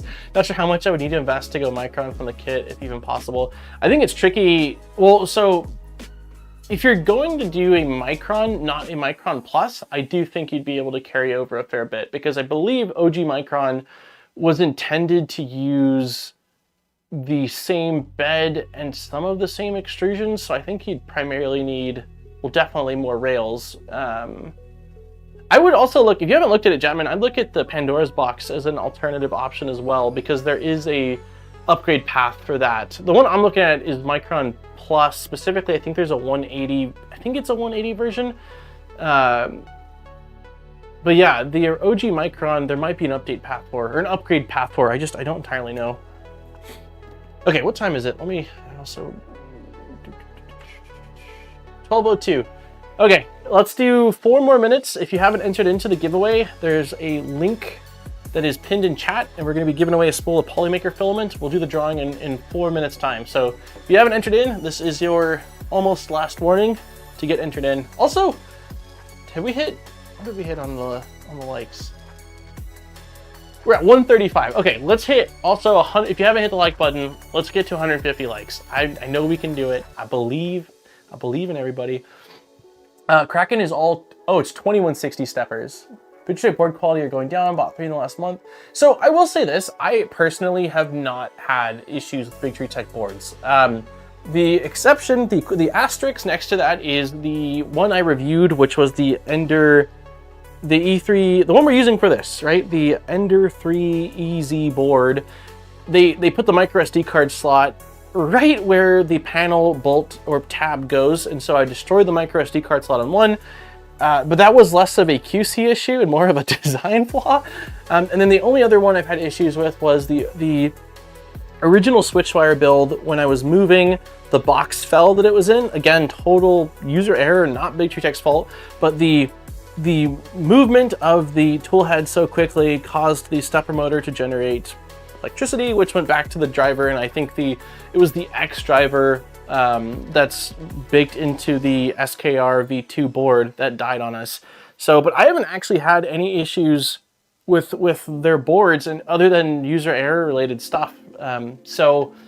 But I know that some people have said that they have, so I know that it exists. I know that it's out there, but they also do make a ton of boards. And so, you know, if you've got, just throwing out, let's say you've got 10,000 boards out there versus 1,000 boards out there, you're more likely to have more issues just due to the sheer volume of boards you have out there. So, D180, it's a good sweet spot size. I believe you can still find 160, 120. I have an OG 120. Yeah, my original thought for the Micron Plus, let me change the cam here. My original thought for the Micron Plus was to have a test bench printer. I was looking at the Victory Tech Hermit Crab CAN bus setup, thinking that looked like a really nice option to be able to quickly test out extruders and hot ends, because I've gotten a handful of extruders and hot ends in from manufacturers, and having to design a custom mount when my CAD skills are not great is less ideal, while having a consistent backplate that I can sort of have in CAD that I just modify, like raise it up a little bit higher for longer hot ends or change the bolting pattern for different extruders would be really helpful. And so the Micron Plus seemed like the great option, because the 180 build volume is enough for me to be able to sort of get up to speed versus a V0 for Excels. And then also moving around a full-size 2.4 or Trident when it's fully built is not a lot of fun. So I like the idea of like, hey, it's easier for me to just sort of flip around and stuff. The only thing was, chatting with Steve, the 1515 extrusions make it a little bit trickier to modify, but the primary use case for it is quick swapping of hot ends and extruders, which it would do a fantastic job for. So yeah, lots of thoughts, but I think that the Micron Plus has been on my hit list for a long time, and it just seems like such a cool printer. Only issue I see with VictorTech boards was first batch related issues. Yeah, which is interesting because I always get first batch boards because I'm usually testing them out before they're either released or right when they're released, and I still haven't really had...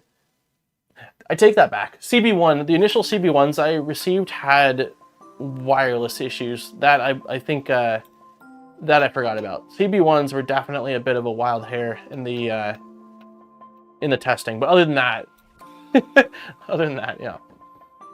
With the SIBOOR V0.2 kit, can you run CAN bus? Yes. I've got the stock board that it shipped with. I'll show you real quick. All right, after this, we're doing giveaway. All right, last sort of ranty thing here.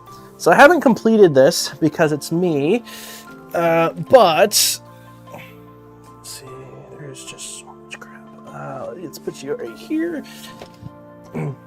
So this is the current state of my SIBOOR V0.2. It's got a tail, basically. There we go.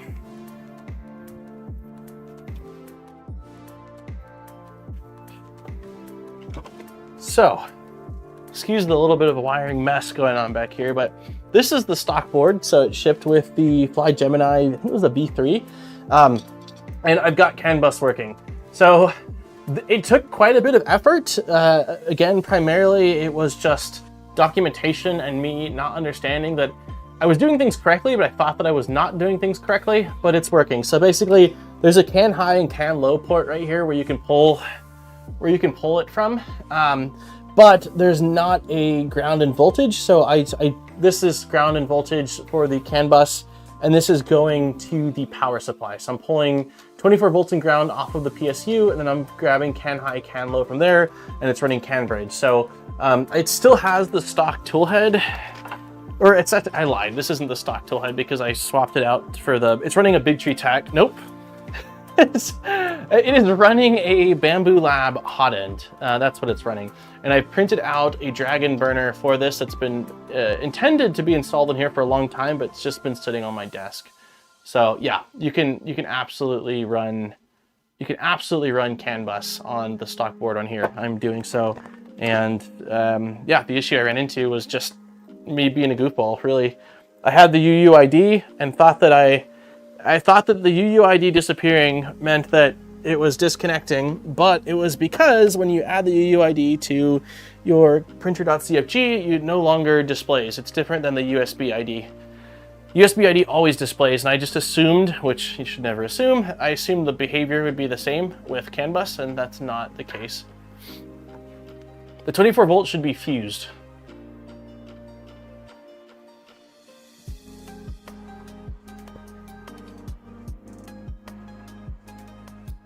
What do you mean, Aaron? On for the CAN bus? The CB, so not all CB1s had issues. The early CB1s had issues. They did two things. They did a firmware or an OS update that resolved some of it, and then they also, I think they said it was to do with the pins on the early CB1s. They weren't making a good connection for the Wi-Fi portion of them. I'm pretty sure that's what they said. It's been a long time. And so they came out with a hardware revision of CB1. I think it's like just 1.2 is what they call it. So Nighthawk's gonna be sick. Yes, okay. Let's do this giveaway. I am going to unpin the message. Let's see, remove message, unpin message. Hey, we hit 150 likes. Thank you. Let's go air horn. And we'll do standing. We'll get standing ovation. Thank you, everybody. All right, let me download all the entries for this. Download, yes. Downloads, extract all, extract. to your can directly from PSU is not ideal. Interesting. Can pull plus from HE0 and then ground from PSU. Good to know. I can swap it out. I haven't seen any issues, but I also am I'm not running it yet. So I guess for safety, fuse the 24 volts on the can boards. Gotcha. So just run it to a controlled connector on the board. Oh, you're saying because you're not going to be running, I get it, because you're not going to be running the hot end directly to the HE0 port anymore because you're running it to the CAN bus board, use that port instead. It'll always be available in this situation. Okay, that makes sense. Thank you for letting me know. That was the first setup I'd ever run CANbridge on or set up CANbridge on, so I wasn't familiar with the differences.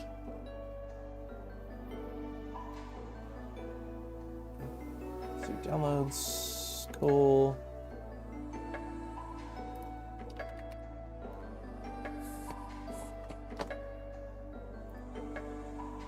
Give me just one sec.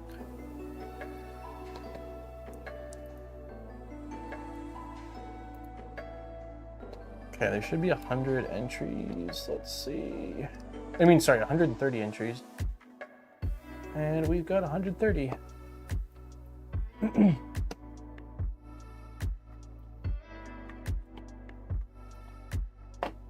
All right, here we go.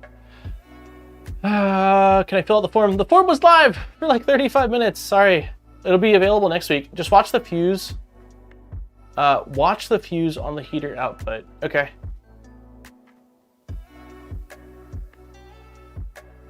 I'm going to require my tap changer to do that. How are you going to do that though, Zombie? If you've got so many different hot ends, is the board? How many hot end outputs does your board have? Anywhere here for, okay. All right, so let's do this giveaway before I get distracted and go off on another tangent about something. So thank you to Polymaker for allowing us to do this giveaway. For anyone, because I know definitely some new faces here since this is an earlier stream and other people were able to attend. If you were the winner and you win in US or Canada, you will end up getting an email from me and you'll end up getting a gift card from Polymaker. If you're anywhere else, you'll end up also getting an email from me, but Polymaker will end up sending over a list of a couple hundred different spools of PLAs, ABSs, PTGs, and ASAs that you can choose from. It has a huge spectrum of their colors. It just doesn't have the like exotic carbon and glass-filled stuff. So yes. Alrighty, and I think that's really it. Let's see, how many times should we shuffle? How many times should we shuffle today, guys? Zombie will likely have to pull from the PSU for all and then run an inline fuse for each.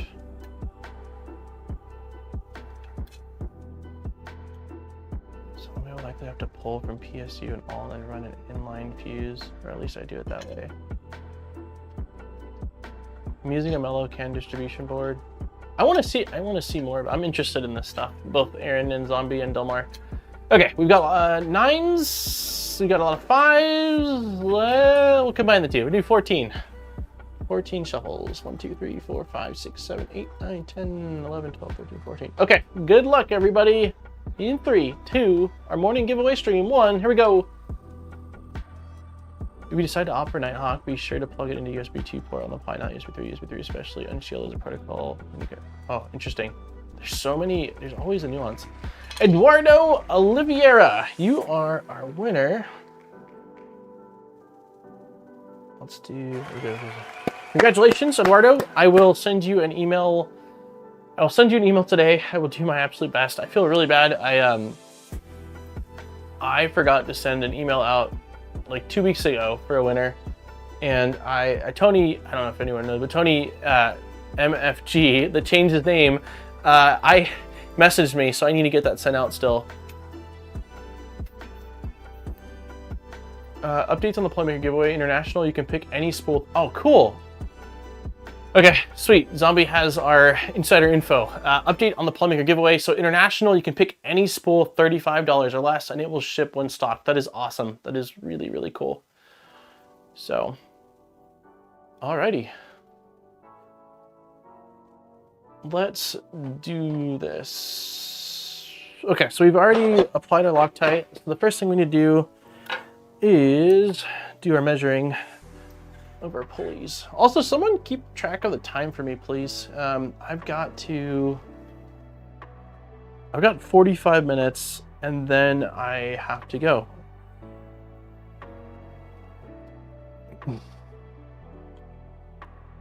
And next week's stream, I have no idea how it's going to play out. So we're definitely streaming still Wednesday. I'm not missing a stream, especially how long the builds take me and the fact that we only stream once a week. I'm not going to miss it, but we get the keys Tuesday night. I'm going to be basically putting heaters in the garage Tuesday night to run till Wednesday morning. And then I'm going to be masking and painting the garage. So I'm probably going to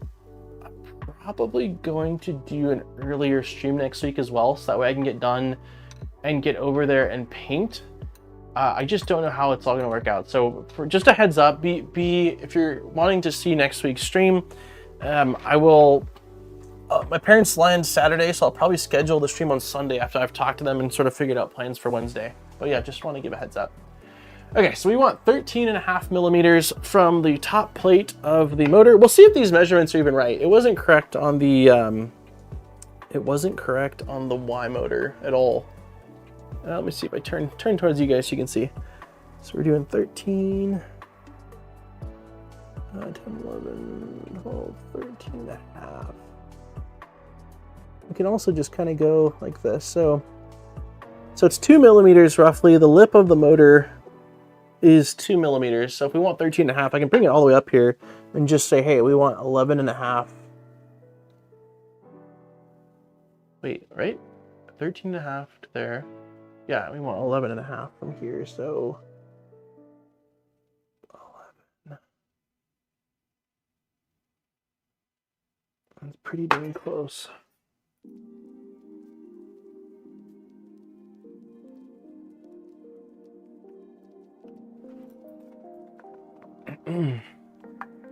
No way. If because the painting, I haven't done much painting in my life, guys. I gotta be honest with you. Like I painted a room when I lived at my parents' house, but because we've always rented, I don't know that I've ever actually done much painting. So I'm gonna want all sorts of focus. 10, 11 and a half. Yes, we're good. So I'm gonna want all sorts of focus when painting this garage and epoxying because it's on a time crunch. And I'm using an airless sprayer, so I'm going to be wearing like a painter's outfit head to toe with a respirator and goggles. I won't be able to talk. Well, yeah, I probably could talk, but I won't be able to talk really. Yeah, I was thinking about like, do I turn it into a video working on the garage? But like, I just want to go at my own pace and sort of take my time and do it right. But yeah, I agree. Prepping seems like it's everything for both painting and epoxying. Wednesday, I'm renting a huge grinder from Home Depot that weighs like 200 pounds, and I'm gonna basically go back and forth grinding the concrete with a diamond wheel on it. And then I got an angle grinder to go around the edges, and then I'm cutting in the concrete like a 1/4 inch termination point, so that way the epoxy, because the epoxy doesn't, it's having a top coat but doesn't have fantastic UV resistance. I don't want it to go beyond the garage door, but because it's not going beyond the garage door, that means the termination point's going to be on like essentially the middle of or on the face of a slab of concrete versus going to the edge of it. And so from the research I've done, and I've done way too much, getting a diamond wheel and cutting about a 1/4 inch into the concrete, like a line basically, will allow the epoxy to sort of overflow into that and give you a bit of a lip.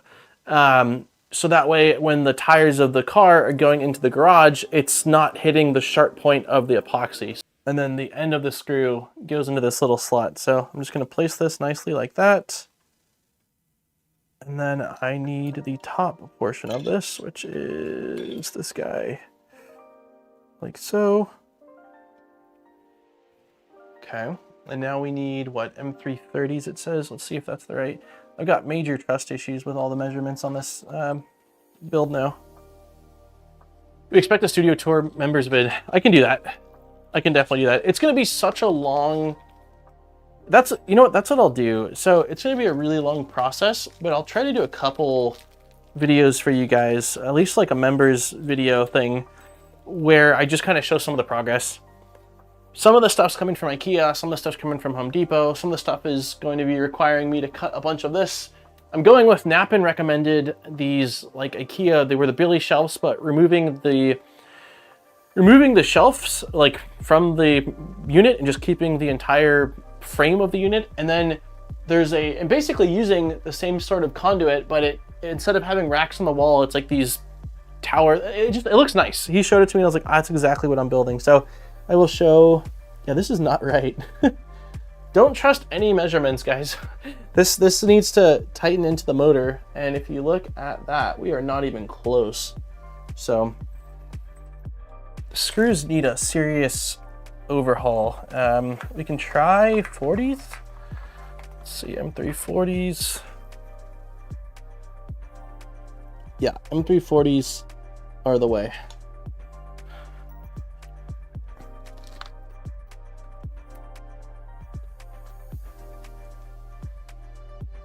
One is glad to be of service. Yeah, well, I'm glad you sent it to me now. I'm glad that you were hanging out on the stream because I mentioned there's no IKEA close by to us, and the shipping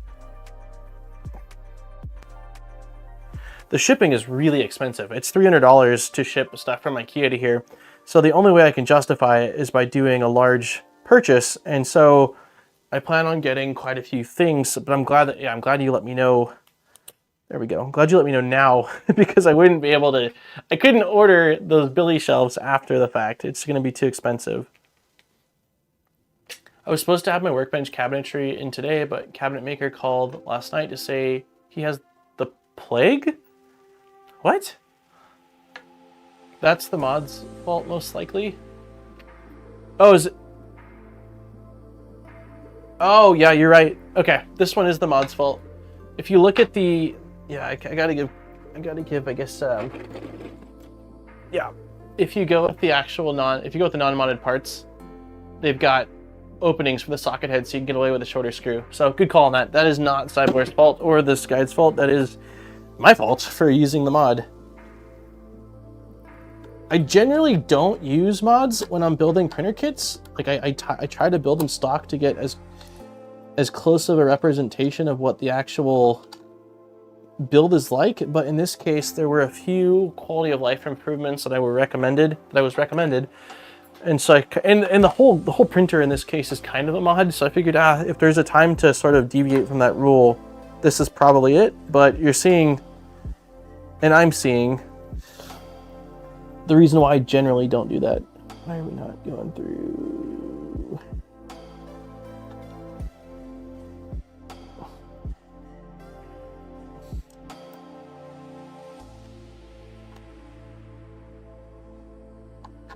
There we go.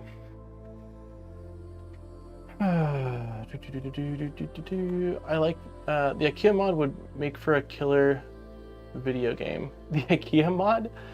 If I had to do a whole floor, I'd make a cart sled to grind with. Much better for your knees and back. Well, yeah, the good news is that the big thing I'm renting, I'll show it to you guys, because everyone here knows that we're here for side quests. Let's see, Home Depot, floor grinder, rental. The thing I'm renting is a monster. It's this guy. 1 second here, let me move this. There we go. It's this guy. So it weighs an absurd amount. And it's $200 for the day, but it's this, it uses 10-inch, so 10-inch wheel. And it's, what's the weight? 191 pounds. It's a monster. So with this guy, I'm basically just going to be walking behind it and I think like sort of moving it side to side. The only thing that it will require me to actually be on the ground is the quarter inch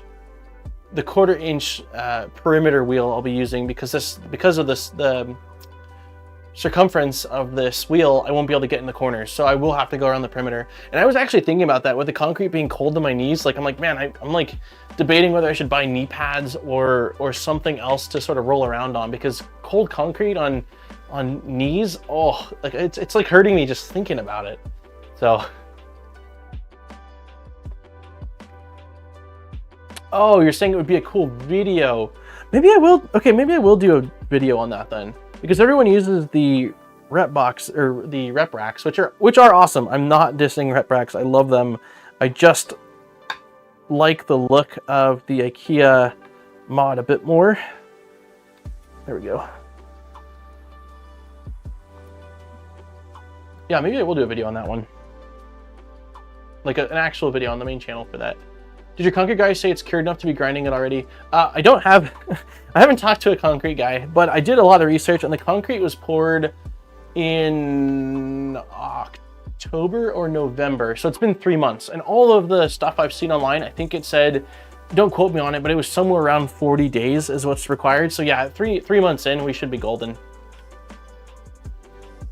You're young, protect the knees. Yeah, you're right. You're right.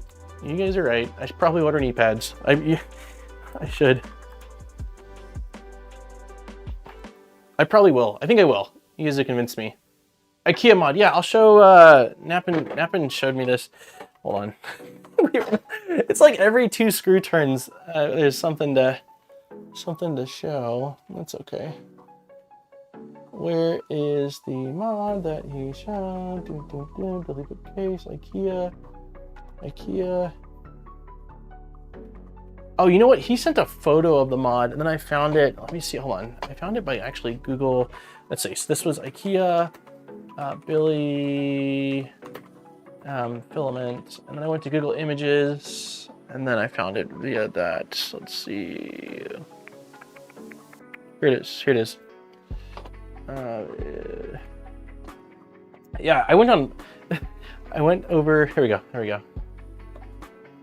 This is what it looks like. So it's very similar to what the rep rack looks like. Harbor Freight has knee pads. Okay, cool. The kit I ordered came with spike shoes. I appreciate it, because it's just gonna be me. Because the epoxy has a fairly short cure time, I'm doing 4 batches to divide it. Like, so the 2-car segment of the garage, I'll do half, and then the 3-car, the third port, Aaron's will get its own batch, and then I'll be doing a 4th batch of epoxy, and that'll be just for cutting in the concrete and getting in between the expansion joints, because I don't want to soak the expansion joints because I don't want to create cracks, but I was recommended from the epoxy company to go with just a brush and cut in to at least get a little bit of a lip in the concrete. But yeah, basically I'm planning on getting probably 4 of these Billy shelves, and then cutting down all the conduit and printing out the pieces. So it's very similar to rep rack. I like the way this looks better. I like that there's storage on top of it as well. And I will probably be printing out these slip rods that Pooch created for the rep rack to cover these, so you won't be able to see that it's conduit. It'll just look like, you know, round tubing. And then I don't think I'll do it right away, but I'm debating on some kind of LED system inside of here to make the backs illuminate. I don't want anything too crazy. And I watched a bunch of videos on sort of lighting systems. So we'll see. But yeah, this is what I'm planning on doing basically. It looks really nice, right? Yeah, I just like it. I think it looks like a solid something that I'd be happy. And I like also if you look at the depth of these, there's not a whole lot of depth to these shelves, which is normally be like, oh, that's not good. But for this situation, it's perfect. So it won't take up a bunch of excess space, but it'll hold 1 kilogram spools beautifully.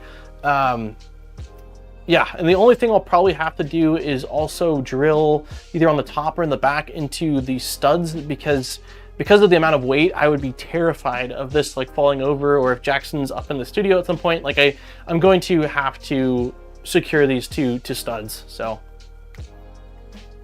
put addressable LED strips, then make an Excel sheet so you can place where the spool is. Oh God, it's so overkill. Not bad. I might prefer a 2 deep solution for better density.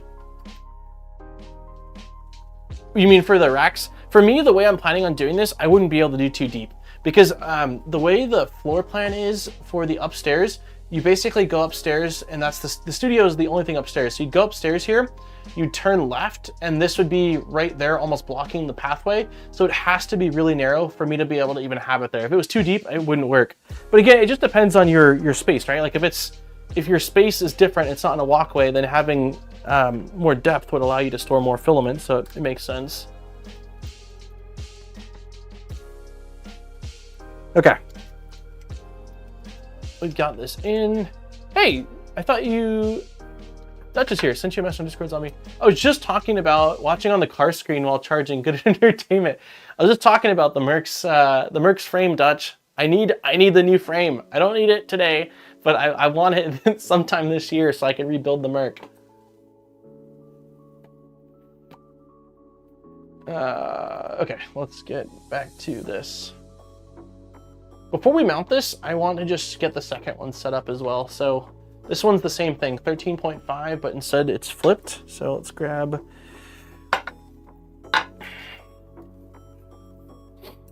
What are you showing as we? Oh, sorry, I didn't realize that I hadn't changed the camera. Sorry, this is my first stream, so still figuring things out. Okay, so let's tighten this up.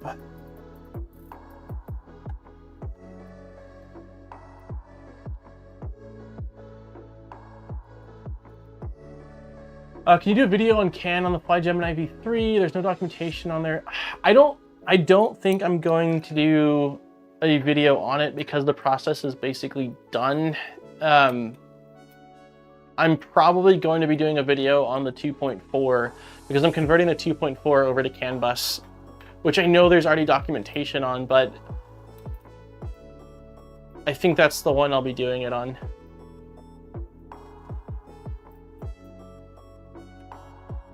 You gotta see the spool hanger. The flexible duct also protects the filament from dust. Spool hanger? What is that? Just converted a Hyper using most of, oh, nice. A Viper, an Anycubic Viper over to a Switchwire or Enderwire or Viper wire or whatever we're calling it.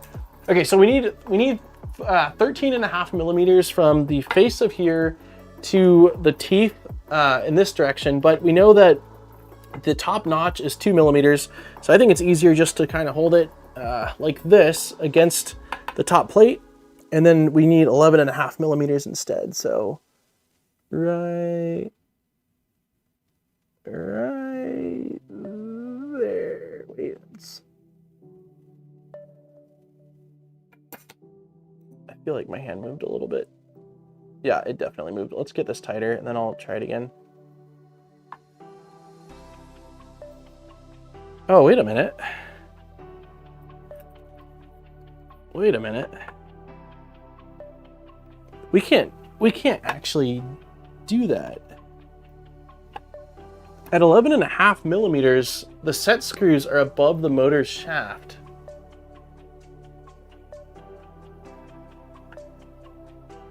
That's interesting.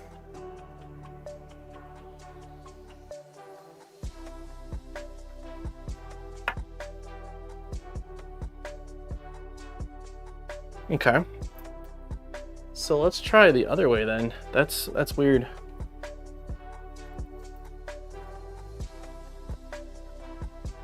Yeah, the process should be really similar. The main things are just seeing on the board how to put it into DFU mode.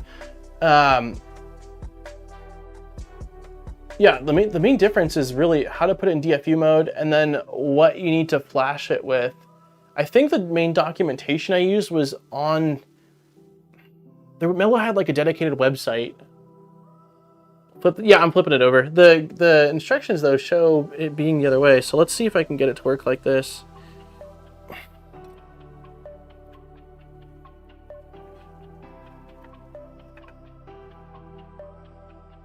Okay. I don't under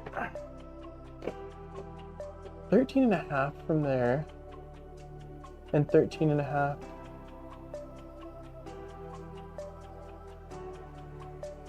Is this a mistake? I'm... Are they both supposed to be... I feel like they can't be the same. So from here to here, they want 13.5 millimeters. And from here, I think that's wrong.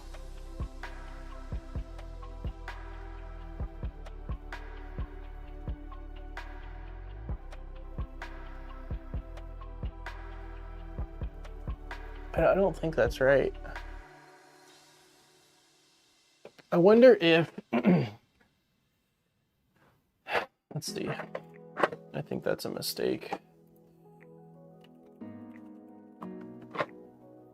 X motor is 5.3. Okay. I'm just for fun gonna see what the Switchwire documentation says, but yeah, I'm like, that can't be right. It doesn't make any sense.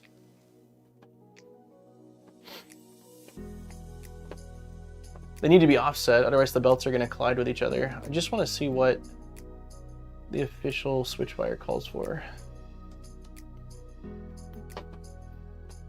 Yeah, 5.3. 5.3 on X. And Z is 15.3. So they do call for different things on here though. I'm almost thinking this is going to be one of those situations where, okay, so if they're calling for 15.3 there, and this is calling for 13.5, it's 2.2 millimeters less. So I'm going to go with it on both and adjust later. So I'm going to go with 3.1, I think. Z motor is 15.5, which is right. Okay, so you're saying that it's both wrong. Yeah, it's definitely wrong. That stuff looks like stock Switchwire assembly. All right, that's fine. We'll go with this then. We'll attempt this, and then so we'll do 15.3. Well, I won't be able to adjust this now that this is on here. Okay, we're gonna leave that one for now, because I guess I can still loosen the set screws later. Like once it's in place, I can loosen the set screws and move it around as needed till it finds the medium point or the midpoint. So it's not the end of the world if we don't set this correctly. But yeah, let's go with what the Switchwire documentation calls out, which we just said was what, 5.3. Let's do that. Okay, flip this back over.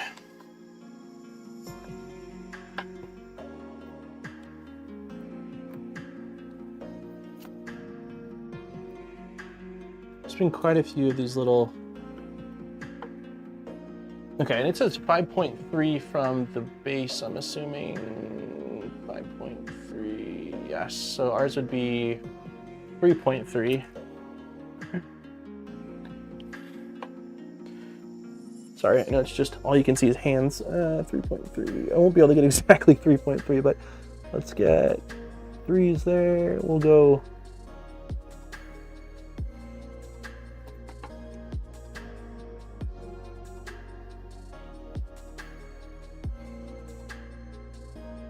A little bit.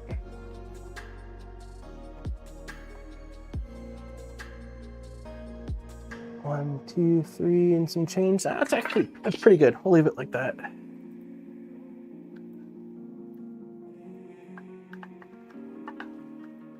Stick to Voron spec.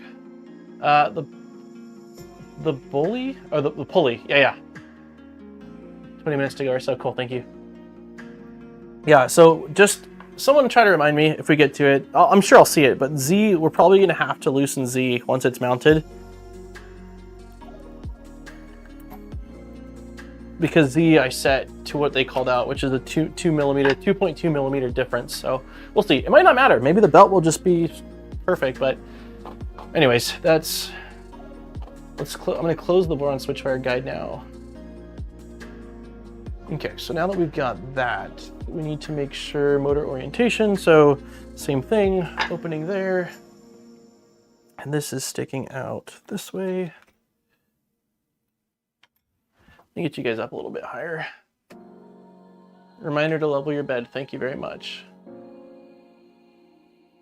Hey, what's up, Bill? Happy Wednesday. Had a bit of time to drop in to see how Daniel's build is going. It's going pretty good. I mean, honestly, a couple of the issues were because I made, I'm doing a couple of mods that were recommended to me. So I will admit it's created a little bit of additional complication, but a fair amount of the measurements in this SIBOOR guide are just not correct. which is definitely a bit frustrating.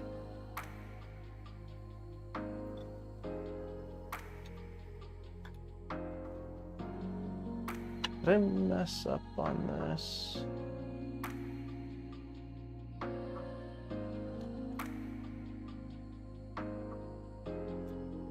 Yes, I did. This needs to go on the bottom. 1 second here. Like, this is another one in this mod. Zombie, thank you for 18 months and 1 month.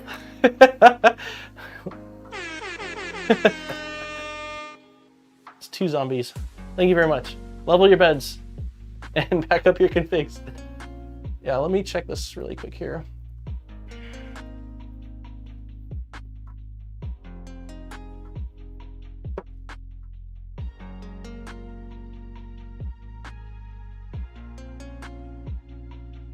So I think I goofed again on this because of this ding mod. This looks like it's supposed to be on the opposite side of where the motor is, because it needs to bolt into the frame. So if I have it close to the motor, like I do right now, let me look at this. Yes, I did it incorrectly. Okay. Zombie, thank you for the banana. All right. So this, I thought this piece needed to go up against here. This piece needs to go the other direction, which means this is incorrect. So the good news about this being incorrect is that I can quickly adjust the pulley to match what's in the documentation. So let's do that. I'd like to get both of these mounted before the stream ends, but we'll see. Zombies are taking over. Oh, because you're okay, you have mod on both. All right. I was gonna say, I was like,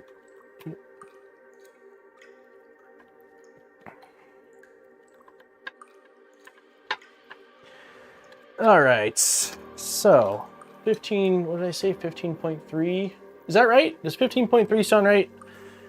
I closed the tab for the guide, but I think it's 15.3. So this needs to be 13. Yeah, so we need to raise this up a bit. Only way you're gonna get done is to turn chat off. We'll do a silent stream where there's no chat. That'd be so boring. All right, 13 is right there. Okay, that's about as good as I'm getting it. I think it was 15.3 is what was required.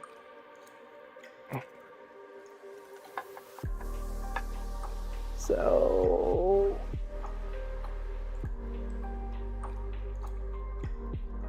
definitely not perfect. Oh, 13.5. Okay. Now I need to raise it a hair more. 13 is right there. We're at 13, so just a little bit more. 13.5. I think that's about as good as I'm getting it. Wait, it wasn't 13.5, it was 15, right? It couldn't have been 13, it was definitely 15 something. 1 second here, downloads.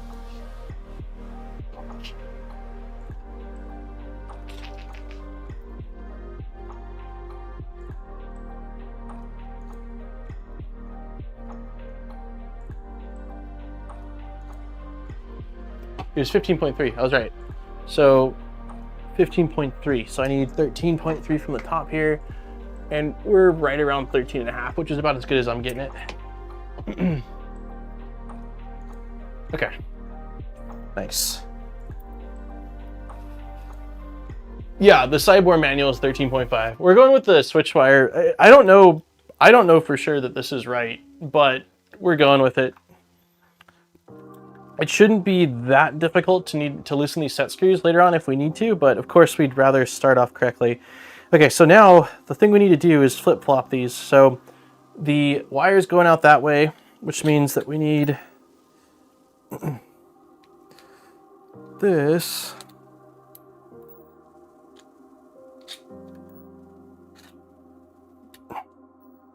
to go like this.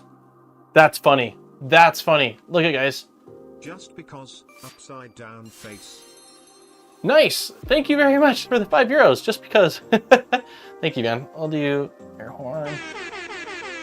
So had I just looked, this uses the inset, so now we need the correct size screws. User error. Okay, so now let's try the M330s, which are gonna be you and you.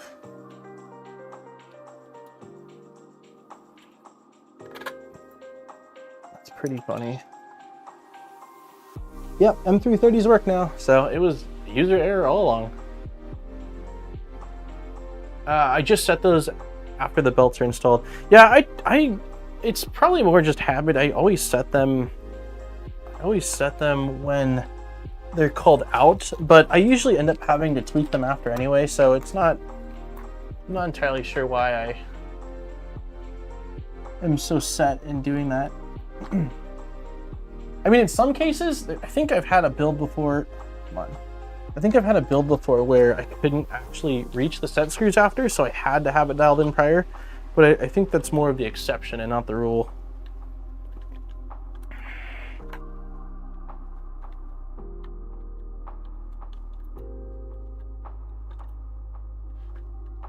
Does the bracket match the correct motor pulley arrangement?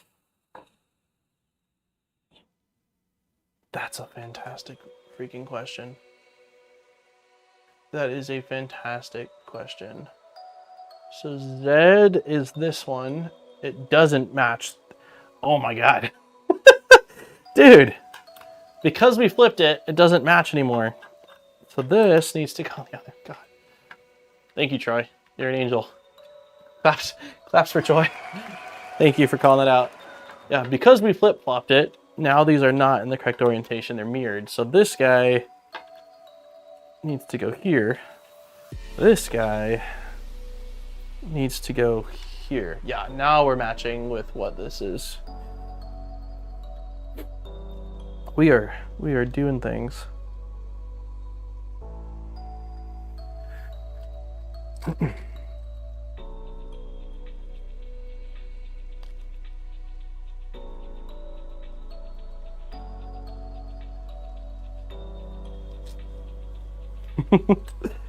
We've also talked about lots of other things, okay, Zombie?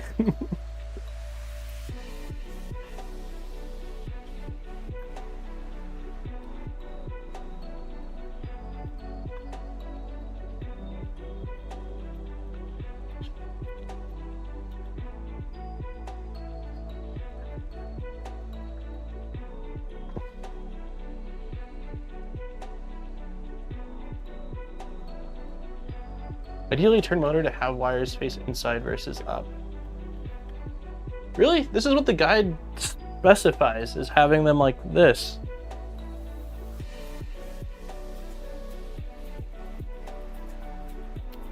This is also the way they're on my current Switchwire. I get what you're saying though.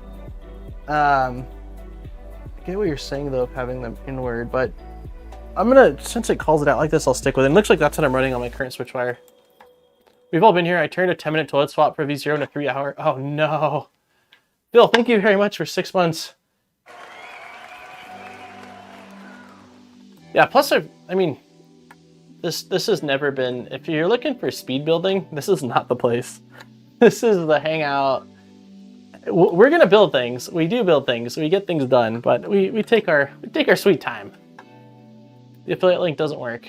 You're saying the Switchwire or the Enderwire link in chat doesn't work?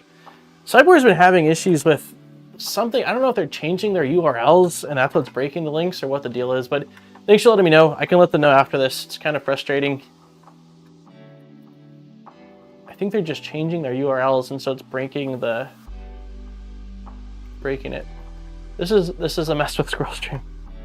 Yeah, this is an earlier stream too. Normally we would just have gotten started. Okay, this guy's done. Let's get this one on.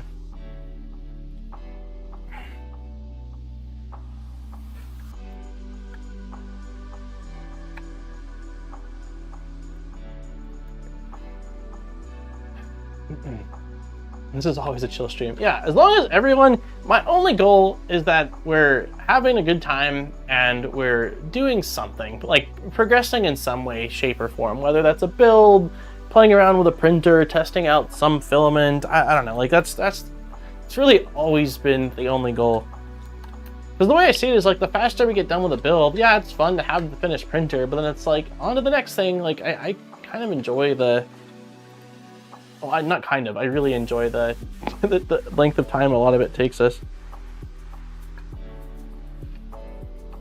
Any new merch soon? I need to update mine. It's been on the list for a really long time. I have like 2 or 3 super cool ideas that I wanted to drop on, like, they're kind of seasonal as far as the design. But the person that designed the mod bus, I haven't talked to her in quite a long time, so I don't know if I'll be able to commission her again for the other stuff, or if I'll have to find a new artist to do them. So we'll see. I'd like to have one for summer. Is this kit worth it with an Ender 3 V2? This was an Ender 3 V2, so I think so.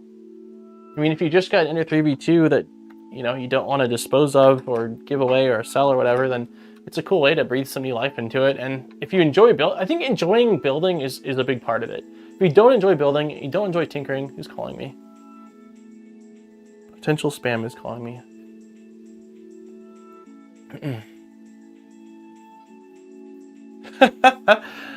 If the earlier stream, I get paid to watch the stream. I like the earlier stream. I get paid. Okay, that means you're at work. Okay. These are done, or this is done. We need to mount this now. Yeah, let's do this. Let's get these mounted, and then I'll probably be calling it. Yeah, we'll do that.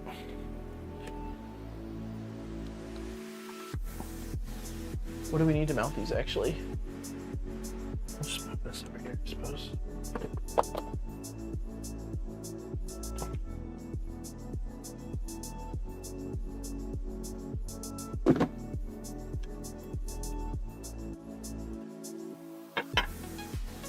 Ooh. Airlift. Okay. Did you say you might do an Ender 3 NG build at some point? Yes, that is absolutely the plan. I have talked with the, I don't know if he's still here watching, but the creator of the project, and when it is out of beta and release 1 is available, I will be sourcing the parts for it and building it. I don't have a time frame, so I won't pretend to say that I do, but yes, we will be doing that. Okay, so X motor mount.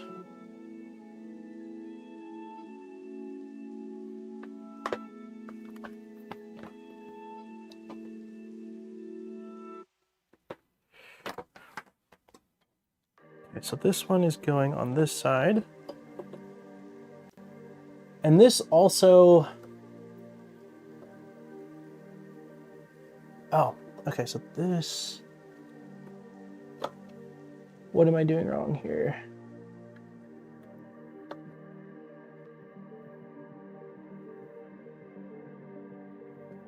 Okay, I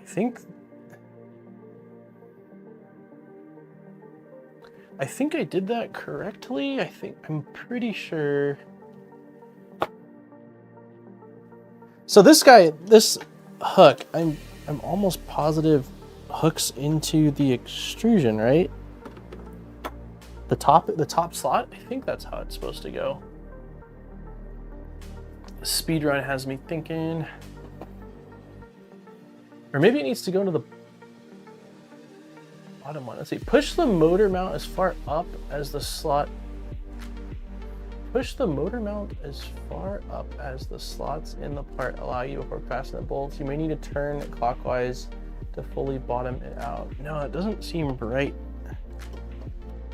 Okay, so this doesn't seem right. What is off?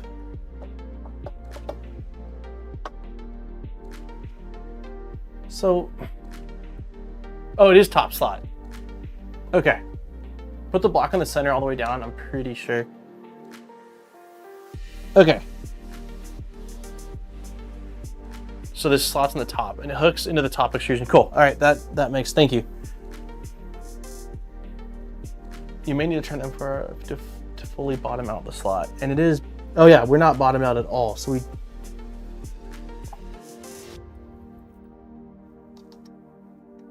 turning this,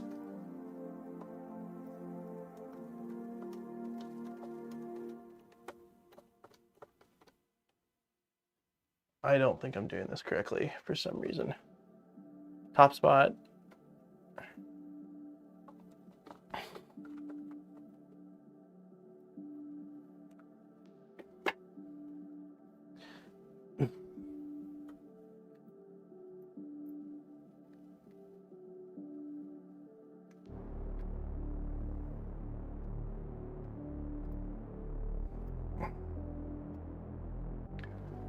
That's okay. We'll leave it for now. The thing oh, okay.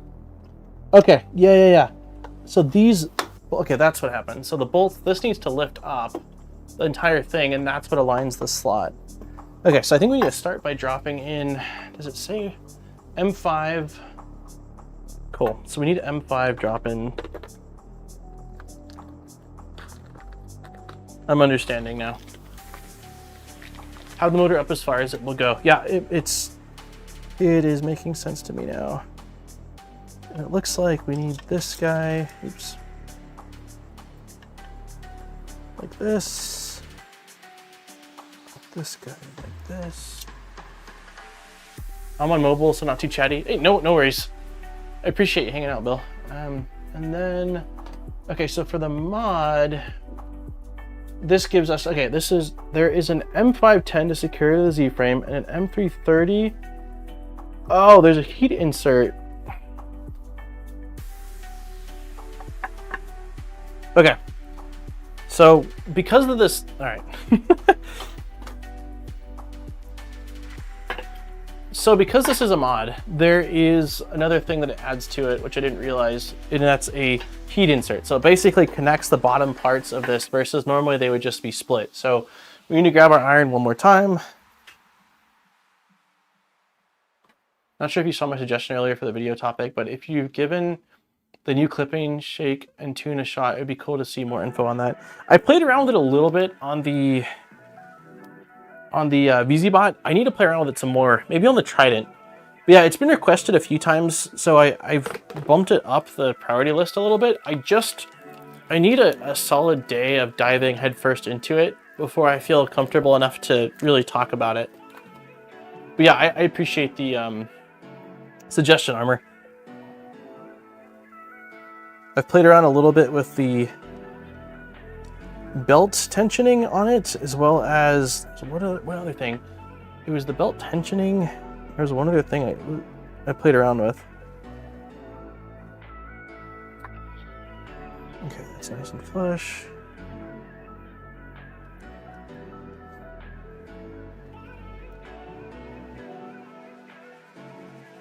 Okay, now watching from Tyler's room because upstairs. Are you on mobile? Are you on mobile then, Phil, or no? Or you have a TV in there? Okay, good on that.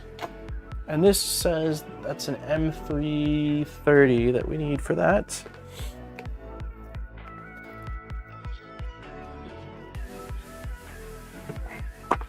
We are getting very low on M330s. I'll have to... Did we just run out, actually?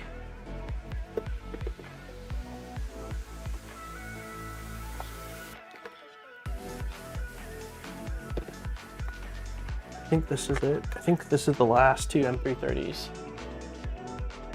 It's pretty cool. I just installed it on my Mercury 1 and found out I had some minor binding on my belts. That is awesome.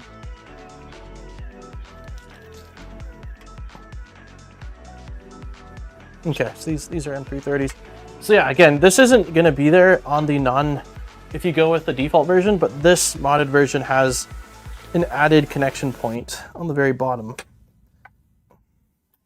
Let's flip these around. YouTube on our TV and chat on iPhone. Nice. You got it all. You got it all figured out, man. There we go. Okay.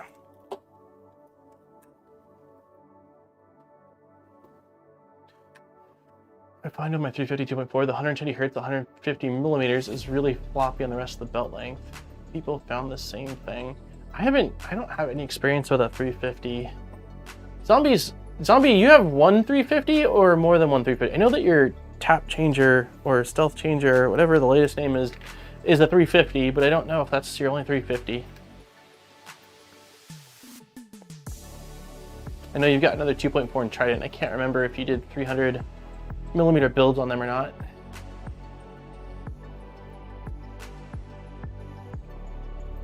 I like this. I'm not sure that it's fully necessary. I've never had it on my Switchwire, but I don't dislike that it connects the bottom of these pieces. Okay, so we need that, and then the other thing we need for this mod is, let's see, an additional M5 that's going to be going into here. Let me see if I can show you guys this. Let me zoom out a little bit. Oops. Ah, there we go.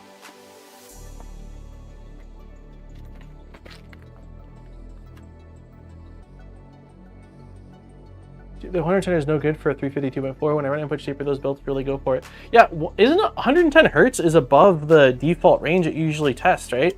I don't remember what it is, but I don't think it goes up that high. Or maybe it does. Okay.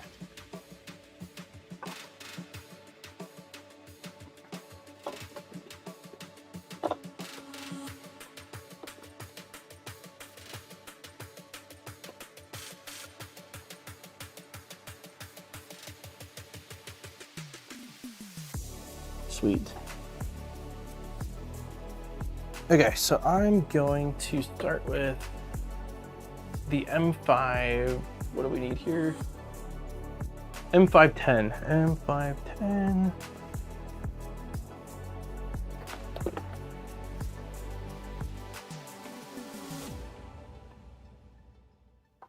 So this is the added connection point from the mod. I'm just going to install this, and then actually I'm not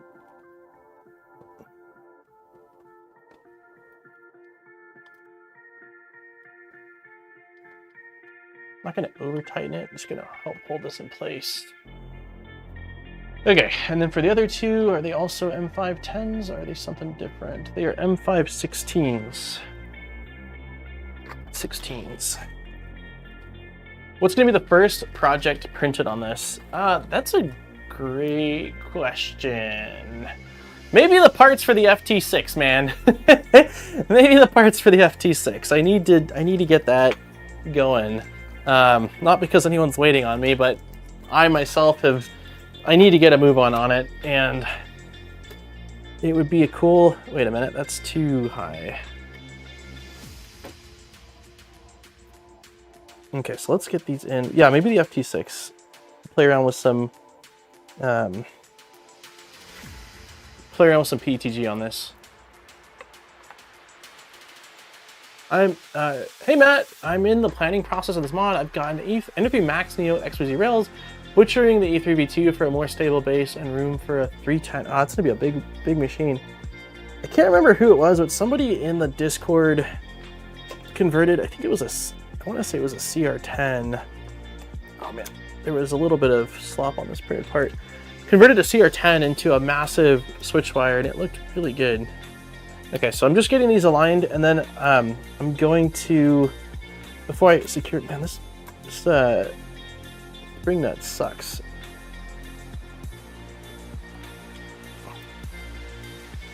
Let's see if this is going in. There we go. Okay, so everything's in, but now I'm going to lift up the motor as far as I can. And then I will tighten, or lift up the mount as far as it can go. I'm a little bit sad that you can see I guess you guys can't really see it, but it's sticking out a little bit, the nut here. I don't think I'm gonna notice it once it's all done. I'm gonna leave it, it's okay.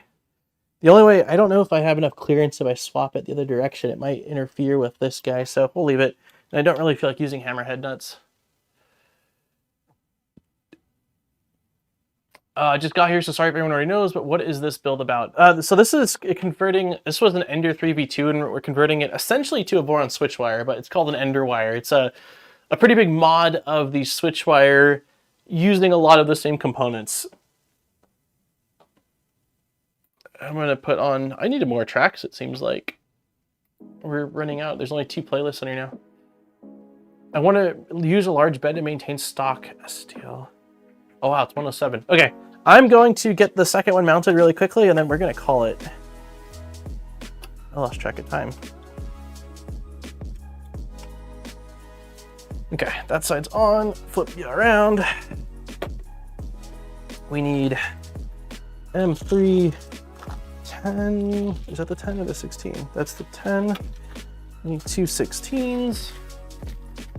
Finishing my new workshop after the new workbench electronics laid out, and I start the VZ. Nice. With the water cooling. Sick. Did you already order it? Nice, the kit? Are you sitting on it, or are you going to order it once it's all said and done? I can't remember. Somebody I know told me that they reached out to Mello, and Mello was able to sort of modify the VZBot kit to include the water cooling parts. I can't remember if that was you or if it was someone else that had said that. This one goes like this. On the outside.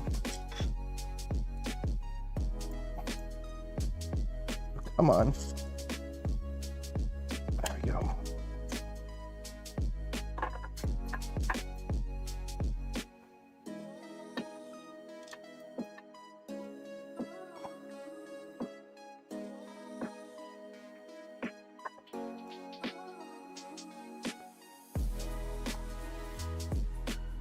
Okay, so this guy is going into here, like that.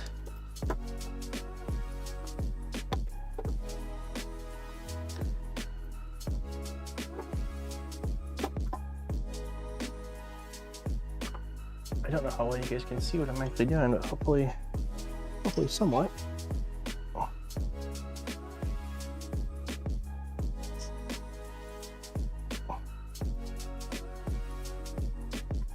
Okay, that guy's in.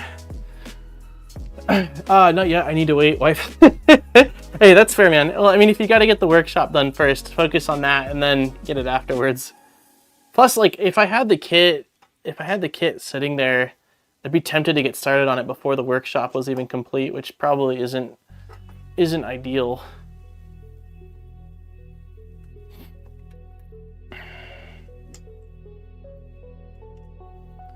Okay, dropping.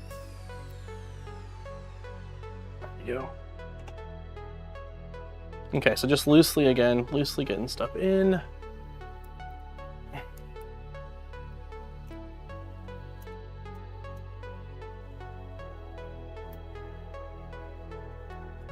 Okay. Whoa. Whew, the firmware's already flashed on the board, or is it on an SD card? This printer does not come with a board, this kit. So it comes with the Ender extender? That's not right. I like the way that sounds. The Clipper expander board, because it's intending that you're going to probably use the stock board in your Creality Ender 3 or Ender 3v2. I'm using the Ender 3 EZ board, the Big Tree Tech board. So it's going to be interesting. I'm not exactly sure how it'll all play out in terms of getting the config working. Did this not? Wait a minute. I'm not actually convinced that this nut is holding the part in.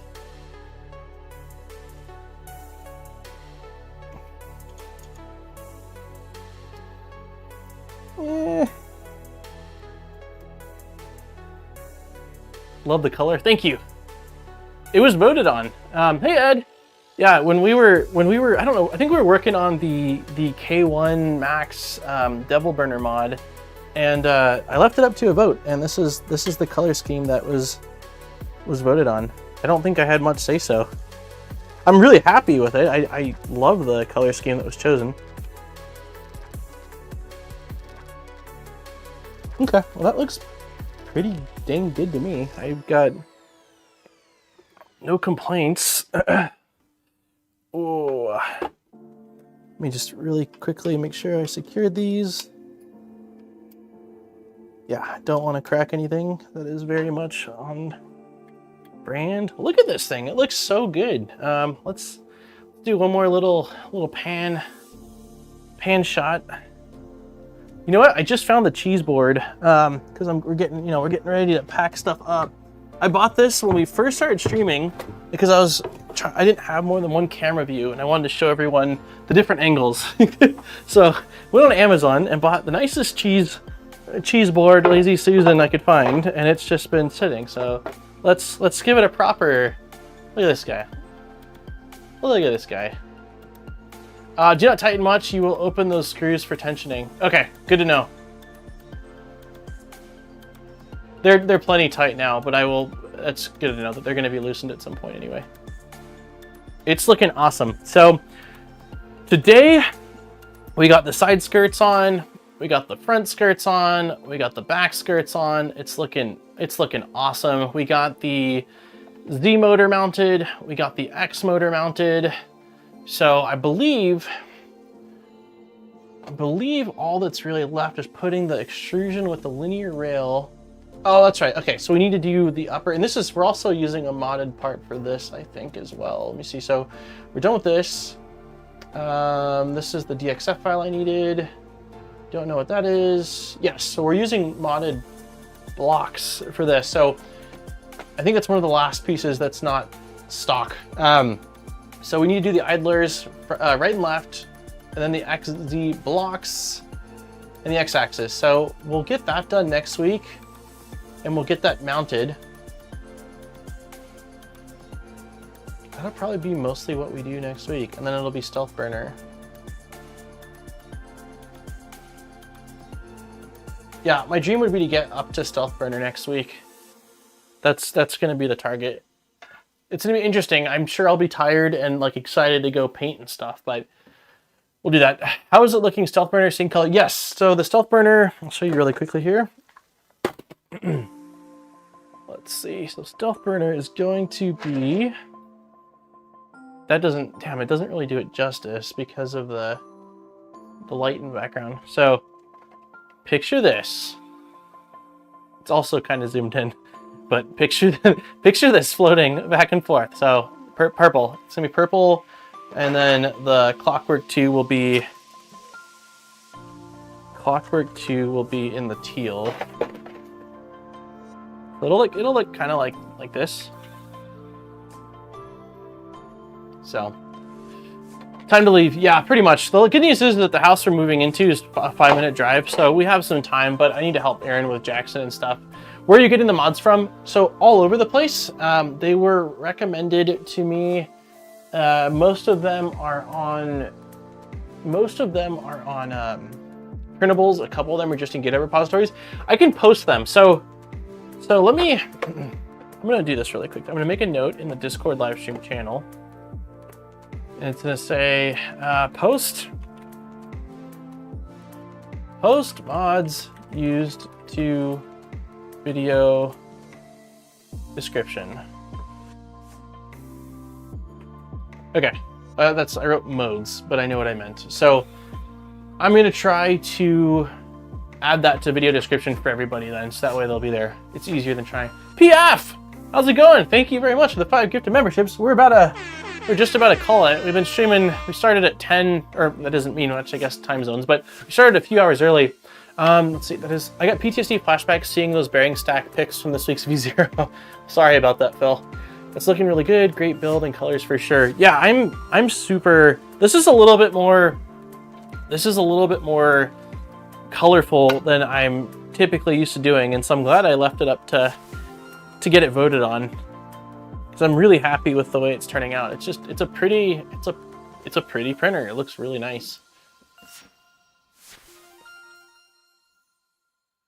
Okay, on that note, I'm going to end the stream, I think. Wish us luck, please. For anyone that wasn't here, today is basically our last tour of the house that we're moving into. So the inspector came back with quite a few things. I'm curious to see what they told me they're gonna fix and not gonna fix. And then, yeah, next Tuesday night, we get the keys for the house. So I'm I've packed nothing because the plan was a very slow move. But now that I'm like, my parents are going to be out here, I've taken some time off of work to do the garage stuff and get things moving. I'm like, man, maybe I need to kick some butt. So I've got like 25 boxes showing up today. I'm going to start packing up all the filament and whatnot. So it's going to be a crazy couple of weeks, but I'm really looking forward. The new studio will be awesome. It'll be a lot of this, but a little bit more of this, a little bit more distance, and it's going to be a ton of fun. So thank you everybody as always for joining, for hanging out, for entertaining my rants, for voting in polls, and just being all around awesome. So on that note, I will catch you all next time. Again, next week is very likely going to be an earlier stream because my parents are in town and I've got so much to do in the garage. I think I'm going to get up, we'll stream like we did, and then afterwards I can go over there and just focus on the garage, versus with my squirrelness, I'll get over there and start working on the garage and then take the break and come over here. Like, I just would rather power through and get it done in one sort of like fell swoop versus taking breaks and going back and forth. Anyways, thank you very much again. Take care, everyone. I will see you guys next time. Cheers.